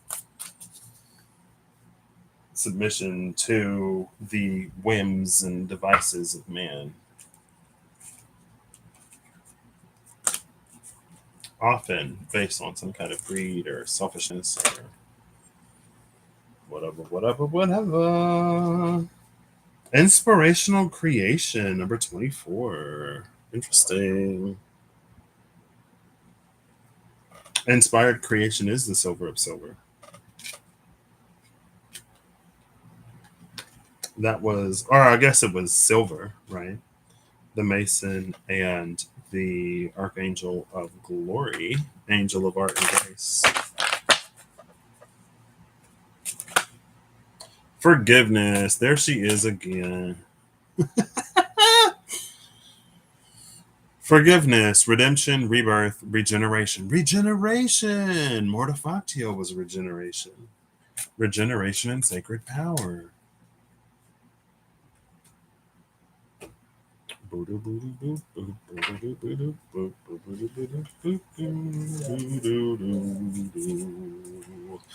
And Virgo is about purification, is it not? Well, you could say purity and purification.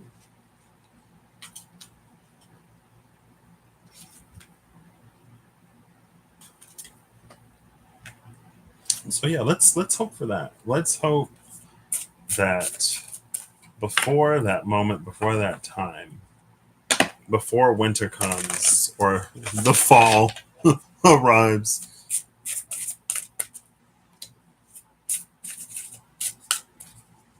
but again, it's gonna be some smoke inhalation,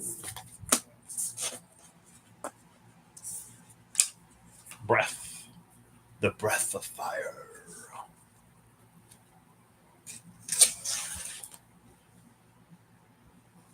Isn't Nibelung the dragon?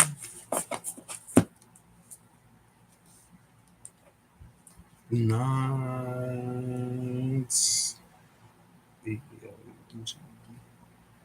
Nibelungen? Dwarves? What? The land of mists.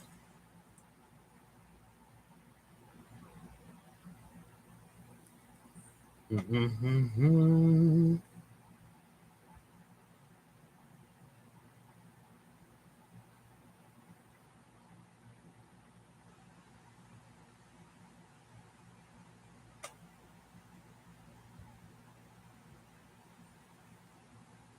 Oh, it means mist. Hey, we did have the fog and the smoke. Mostly the fog.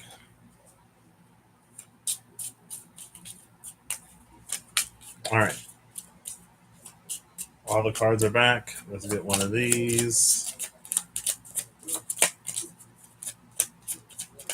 Ooh.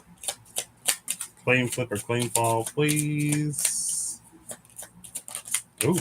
Ooh. 4 of hearts, 3 of diamonds.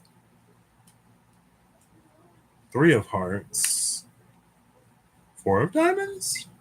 3 of hearts, 4 of hearts. I thought that was a diamond. Oh, it's a heart. The 3 and the 4 of hearts. We had, what, 5 and 6 yesterday? And then, like, 52 and 53, maybe? Bottom of the deck is the 2 of diamonds, a forced uprising, An ancient word that stirs ancient things to life whispered. It's this energy. The ancient word that stirs ancient things to life. That's so the like the mystery, the dark matter. That's like the collaboration that's happening, the thing that's trying to be revealed. It's almost like it's high priestess type energy. I don't know if the divine, some aspect of whatever, is like charadesing out like a word, and it's the word that hasn't been spoken, or it's a word that hasn't been spoken with like meaning or with feeling or with conviction. Because when I was like, it's a word that hasn't been spoken, in my mind it was like, I forgive you, and I was like, okay, that's something that people say. So not only do you have to speak it, you also got to mean it. Type energy, you know. Is that my type ish? Maybe it is. Type of energy. It's this type energy, you know. Maybe I'll start saying that type energy. No, I'm fine. Ignore me. An ancient word that stirs ancient things to life whispered. Now that can work in many ways. There are like names that should never be uttered, mumbled, maybe even written down. Big Voldemort energy. But it's like if you say the name, it'll actually like, girl, I don't know. Some of them things, let them rest, let them be, and use that. I mean, I feel like it's one of those things you could say, like, I could say, use your intuition and discernment, but there are plenty of intuitive people who are otherwise very discerning, me not excluded. Best of intentions and like only this and only that, and then you say the like ancient evil that was like laying in your face the whole time, and you just unleashed it upon the world, thinking that you were about to save it. That's why that introspection and self analysis and all that other stuff is like important. That's why it's important that there are that we're at least open to our own truths or aware of our own truths. Because if we resist them, if we're willingly or stubbornly ignorant or averse to them, it can be used. Now it's a blind spot that something can comfortably hide in because we're never going to look at it or inspect it. But anyway, this is like hopefully the good thing. Four of Hearts, adaptive materialization, a murky mind or will, clouded vision.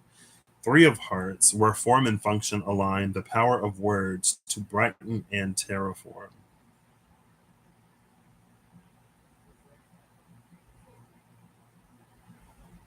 Oh, yeah, yeah. The ancient word that stirs ancient things to life. And then we have the power of words to brighten with a murky mind or will and clouded vision. And like with the word being that, like, I forgive you. Especially with the Three of Swords being the, like, this is the reason why we can't see whatever. It's almost like it's a word that's spoken that gives us permission to release something that we've been holding on to, that opens our eyes up to the truth of something.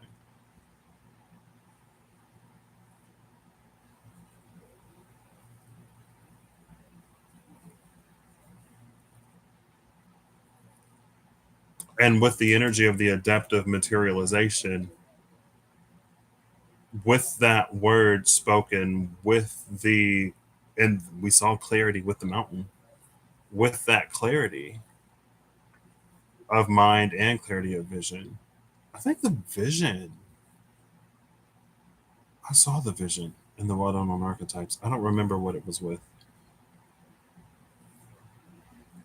Um, that gets us closer to mastery and materialization. Because again, it's the things, it's the truths that we can't face, it's the things that we can't see, both because it may be obscured, but also because we intentionally avert our gaze from it. It's those things that mess up the materializations or that give it like, it's almost like, when it comes to making the lightning rod, we are using highly conductive minerals that we're creating this alloy with, but we're not like smelting the minerals before we create the alloy to remove the impurities. And it's the impurities in the thing that cause the performance of the lightning rod to not be what the materials dictate they should be.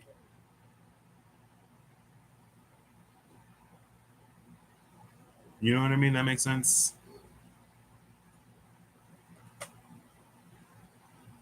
And as long as we don't inspect the materials, we will continue to be frustrated and we'll never know why it's not working.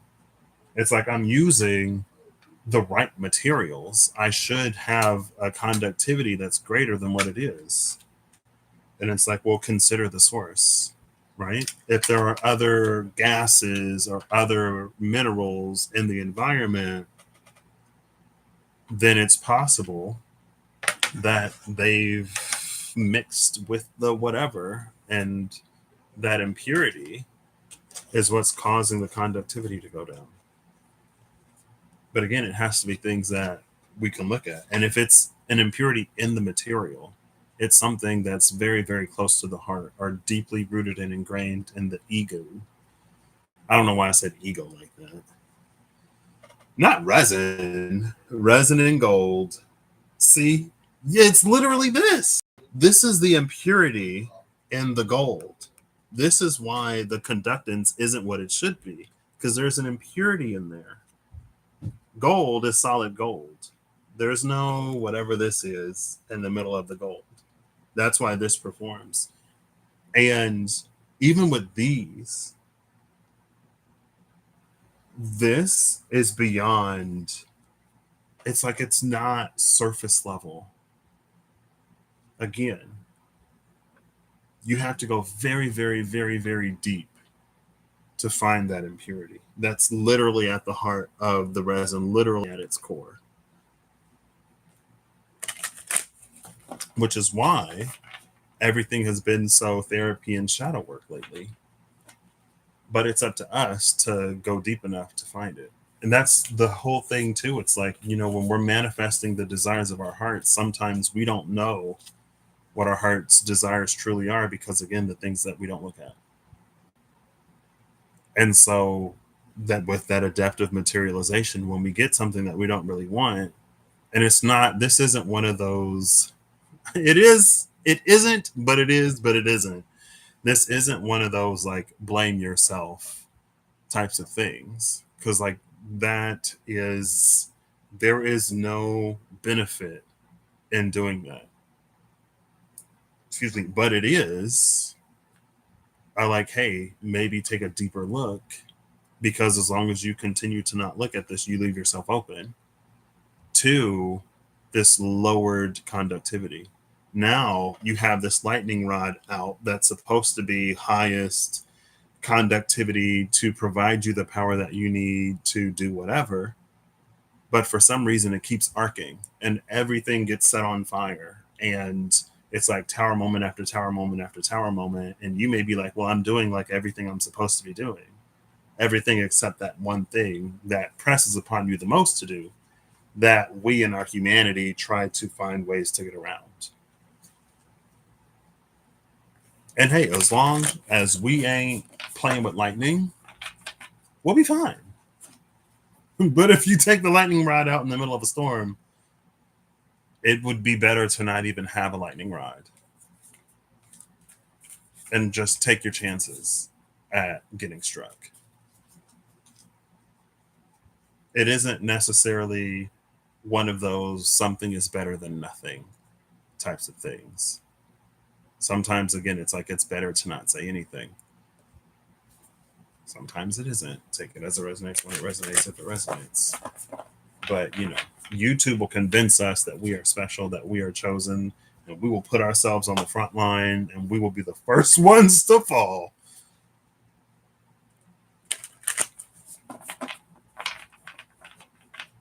And it's not that we aren't special, like, hello, it's me. We're all special. But we have to know why or what makes us special.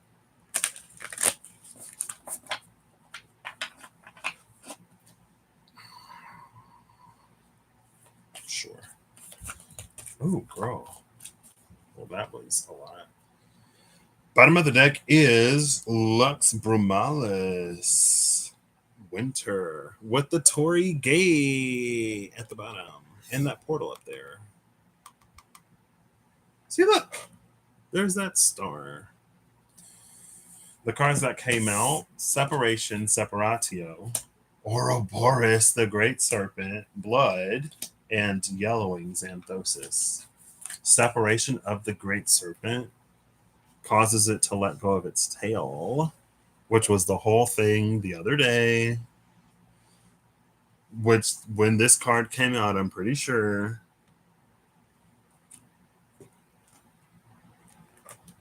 the thing with the Ouroboros is, especially if we're looking here within the body, you want to make sure. See you later, Holly. You want to make sure that that separation happens at a point where, because it's like you don't necessarily want to kill the snake, right? You just want it to let go of its own tail. If you separate it in the middle, then it's almost like gonna kill the serpent. There's a process here. Something is happening within the intestines of within the body of the serpent. And it's like you don't want to be half cooked, because that's when we fall or fail. We try to exit something early, like Odin on the world tree. 9 days is not enough. It wasn't enough for what he was looking for.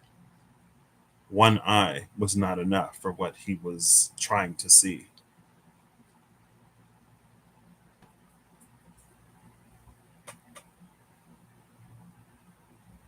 It's just like, make sure we're at the end of the process. Blood here is giving me amniotic sac, right? It's like when the baby is birthed and the thing breaks and the blood goes everywhere.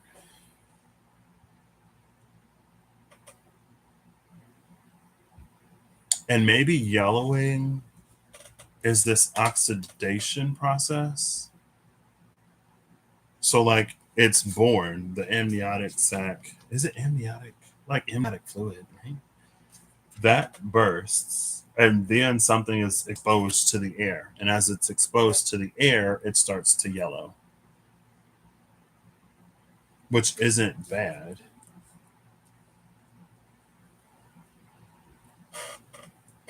It just like is, right?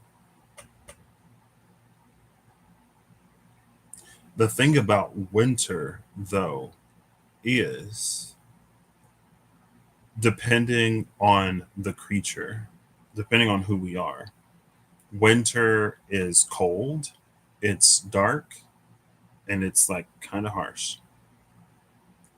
It's not the best environment for a literal newborn. Now, if it's what we have, then we make the best of it. We do what we can. We do what we must. We do what we need.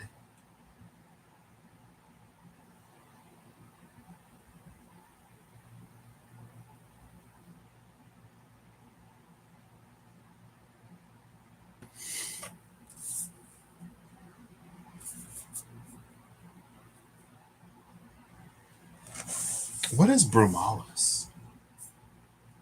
Would that be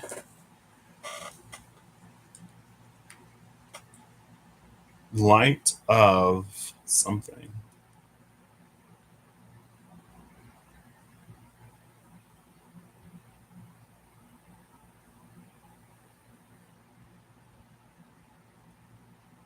Not a florist in Madrid, Spain.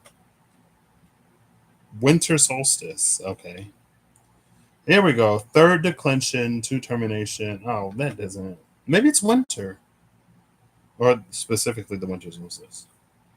Latin adjective meaning wintry, of winter, or of the winter solstice. Oh gosh. Am I back? I'm back. Okay. Shout out to the second screen. Lux Vermalis is the light of winter. The light of winter is, for the intents and purposes here, the beacon.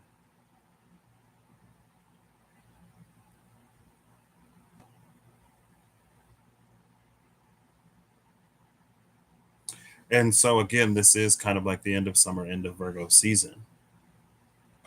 So the separation happens. Again, this is amniotic fluid, this is oxidation. Even the season of fall will be enough time for something to reach enough maturity that the light would be bright enough in the winter for it to bring some kind of delight, for it to be delightful, right? But the fire is so delightful. Well, it's been kindled and cared for, and that's Virgo. Virgo, the Vestal Virgins, the tenders too of the flame. The flame being the smoke. Oh my gosh, Virgo's like, girl, I literally gave it to you. Hello, where there is smoke, there is fire. Virgo, Vestal Virgins, keepers of the flame.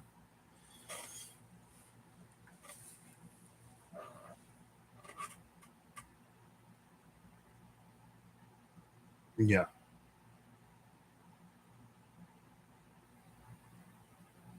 Separation is also the child from the mother. It could be the self from the divine, but it's not a departure from the divine in like heathenistic go out and be a heathen type of. I mean, some kids are heathens. Sometimes that's what it takes for us to grow within reason.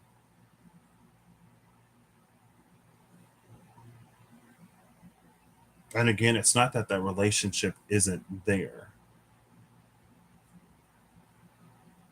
but it is some kind of maturation. The relationship changes, can change from being completely dependent upon the divine for everything to really being an individual, a force that the divine can work with, that the divine can work with more so than work through. And it's almost like that level of collaboration brings about greater change, right? Now, if you want to talk about Christ consciousness, then kind of like that, where that was like a collaboration between like Jesus and God, rather than it solely being God working through Jesus. Because there are plenty of prophets and there were plenty of people who that was the case for, that didn't move like Jesus or didn't do the things that Jesus did.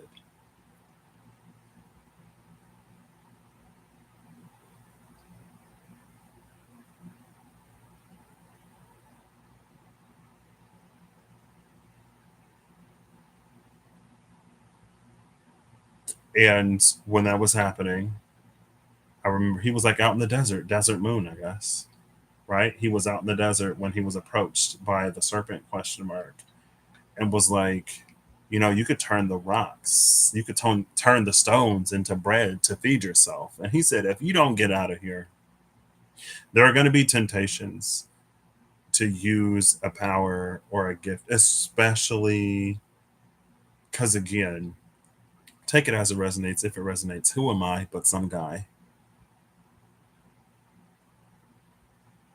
But there's a difference between like being a channel for power and being given power.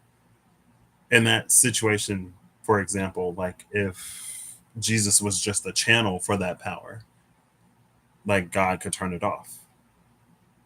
And so then it's not that there wouldn't be a temptation, but it's like if God didn't want the rocks to be turned into bread, they wouldn't have been. And you just turn off the channel. Now it can't do anything. But if the power was his own, then it's almost like it's not like it doesn't matter because again, it's a very it's a knife's edge. Because even if a power once given cannot be taken away, the very world that an individual exists in could be changed so that the power is basically ineffective, if not harmful, right? Like imagine having the power to breathe in space, some kind of oxygen generating power. So now you can travel through the void of space and you're perfectly fine. And you misuse that power. Well, now you get put in the middle of a volcano or in the middle of a fire. And the continuously produce continues to feed that fire. There aren't, it's not that there's like an absence of repercussions or whatever. That's the point I'm trying to make. Um, but the temptation is like the temptation happened because the power was his own. It wasn't like a faucet that could be shut off. But again, it's like there's at least a certain point of maturity that must be reached before the infant exits the womb.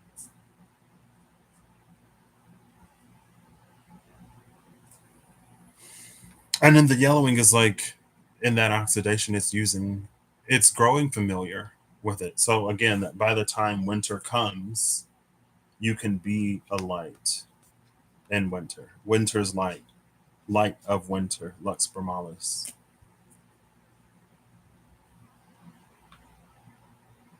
And it's the light that's there when the world is the fist, or at least half of the world. Well, you can I world, and I feel comfortable saying the world because if I say winter is the time where the world is the darkest, and you say, well, in the southern hemisphere, winter is summer, well, then that's summer and that's not winter. So we're already not even talking about the same thing because when the southern hemisphere is in their winter, then the days get shorter.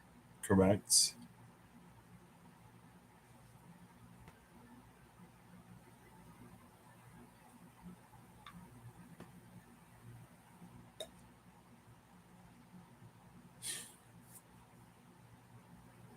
Maybe that's why something is being impressed. And even before, just like feeling into energy. And then I guess the cards did come out where it was like completion happens in Virgo season. It's like it was the gatherer and completion. Whatever is to be harvested, the harvest is complete in Virgo season. If we wait until Libra season to begin the harvest, there's not going to be anything left. And again, I don't know, maybe some things accelerated a certain timeline, maybe intentionally. But well, that's the thing about messing with timelines, especially when it comes to others or things that affect other people. We can accelerate a certain timeline and it blow up in our face. It backfires. They're the Jaguar for 3 hours. Connected and reconnected. Oh, girl. I disconnected and reconnected to the internet.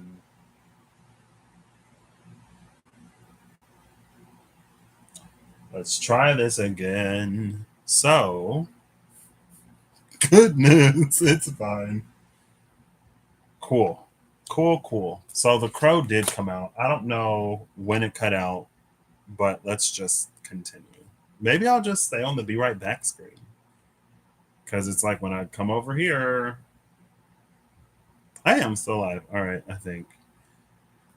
The crow just came out with the journey at the bottom of the deck. 1329. Under the journey is the curse. The crow is on to finish. Nearly at the end. Can I please finish? Is this frozen now? Hello? Can I please finish the life? Okay. Please. All right.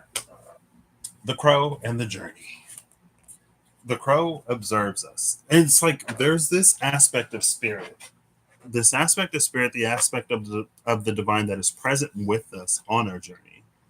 But there is also this aspect that watches us.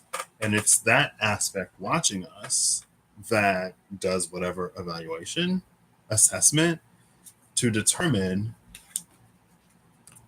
if, number one, we have the skills to discern what the thing that cannot be spoken is in that game of charades. But if we are also of the character to misuse it, even when placed in the most extreme of environment, the desert, for days, and when faced with temptation, the serpent saying, hey, like, you've been starving, just turn the rocks into a loaf of bread. God wouldn't want you to be hungry. And Jesus is like, if you don't get out of here, ain't nobody playing with you today. Because it's a whole bunch of people that probably, it's fine. The point is made. The crow is the one that watches and observes. The crow is the one that determines. The divine is the one that determines. We don't just declare or decree that we are whatever and it must be given. It's like, no. We can declare and decree anything we want to. But like some things have to be authorized, and we don't have the clearance to necessarily authorize our own declaration of how we affect the world at large. If we make declarations over ourselves, that kind of clearance is different than making declarations over the world. And again, sometimes when we make declarations over the world, we have to serve as the support for those things. And so if we crumble, the manifestation crumbles. Especially if there aren't others to split the weight or to also serve as like supports.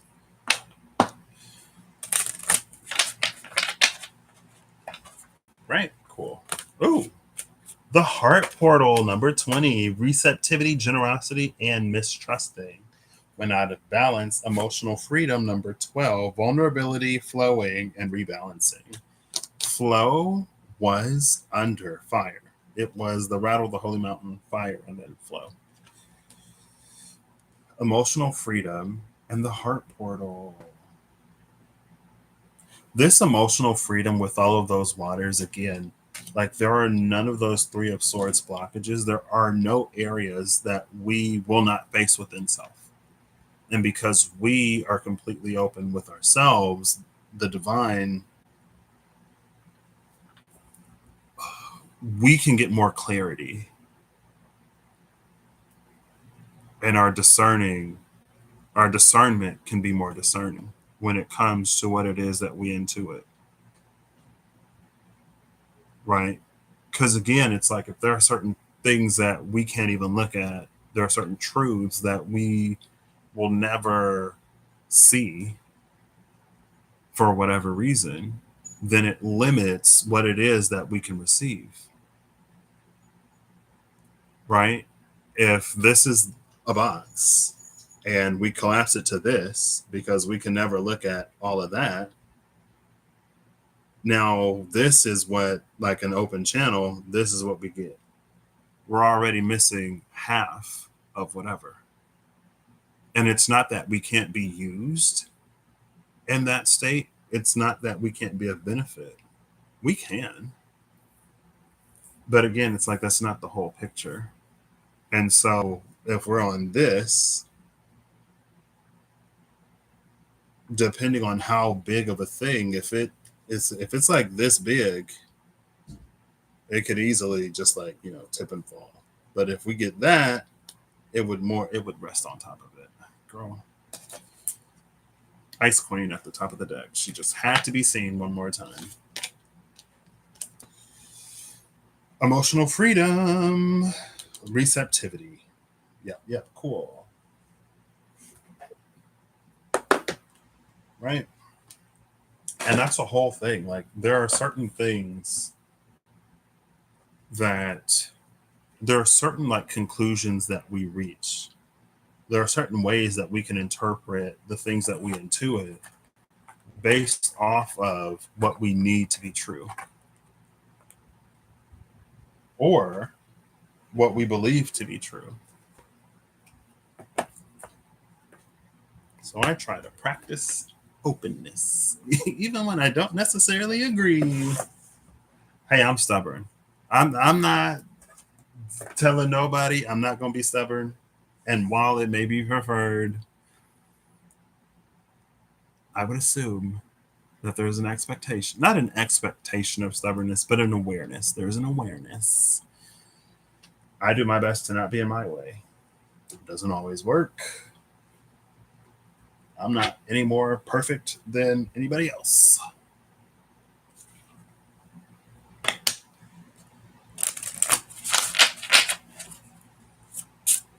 All right, final elemental oracle card.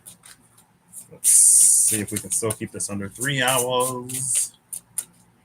I switched to the 5G from the 2.4.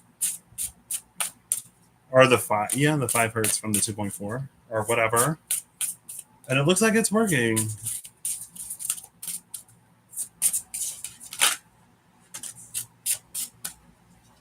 This card comes out all the time. Music, Joy, number 28. What I love about this card now, bottom of the deck is Gravity, Groundedness, number 39. So we have groundedness and joy, gravity and music. Under gravity is the biome connection. Joy, groundedness, and connection. What I love about music here is that like we're literally coming off of emotional freedom and the heart portal. It's because we are open within ourselves that we get that clarity, and things like we become a more harmonic piece or a more harmonic instrument in the chorus symphony orchestra that is the ensemble of whatever, for whatever purpose and reason. It's like playing the guitar but only using half of the chords or half of the strings.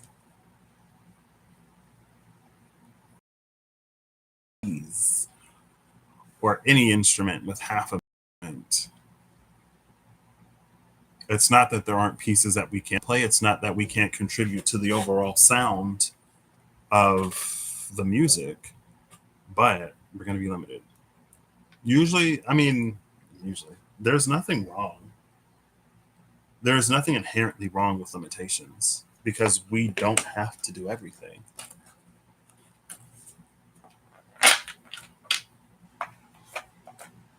And I think that's another thing that kind of goes back to the blame, where like it isn't helpful for us to blame ourselves, but it is helpful for us to recognize how we contribute to many things.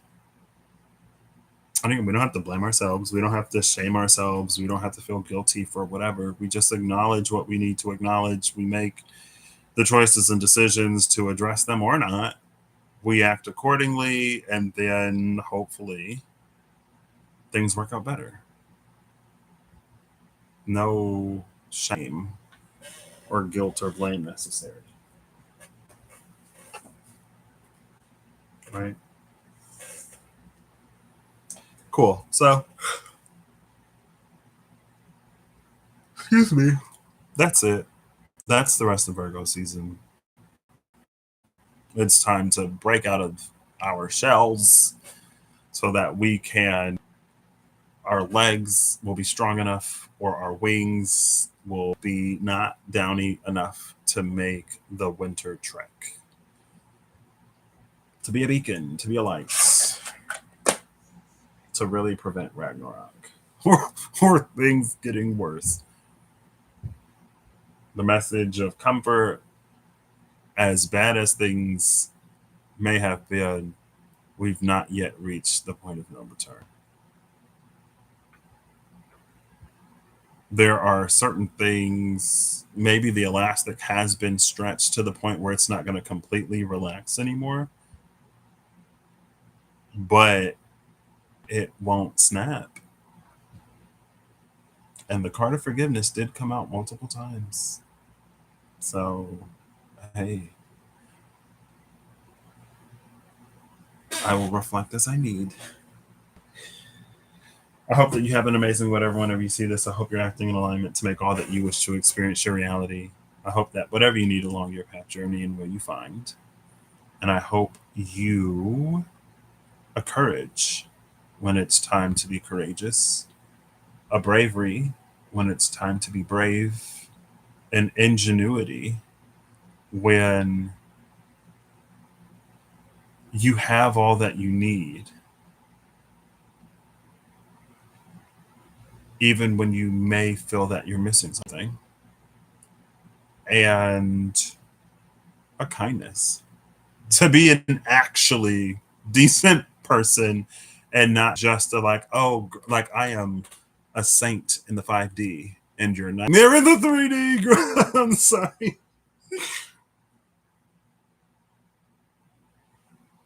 Anyway, that wasn't necessary. But I will not apologize. My Sagittarius North Node said, do not apologize. Or maybe it's my ego.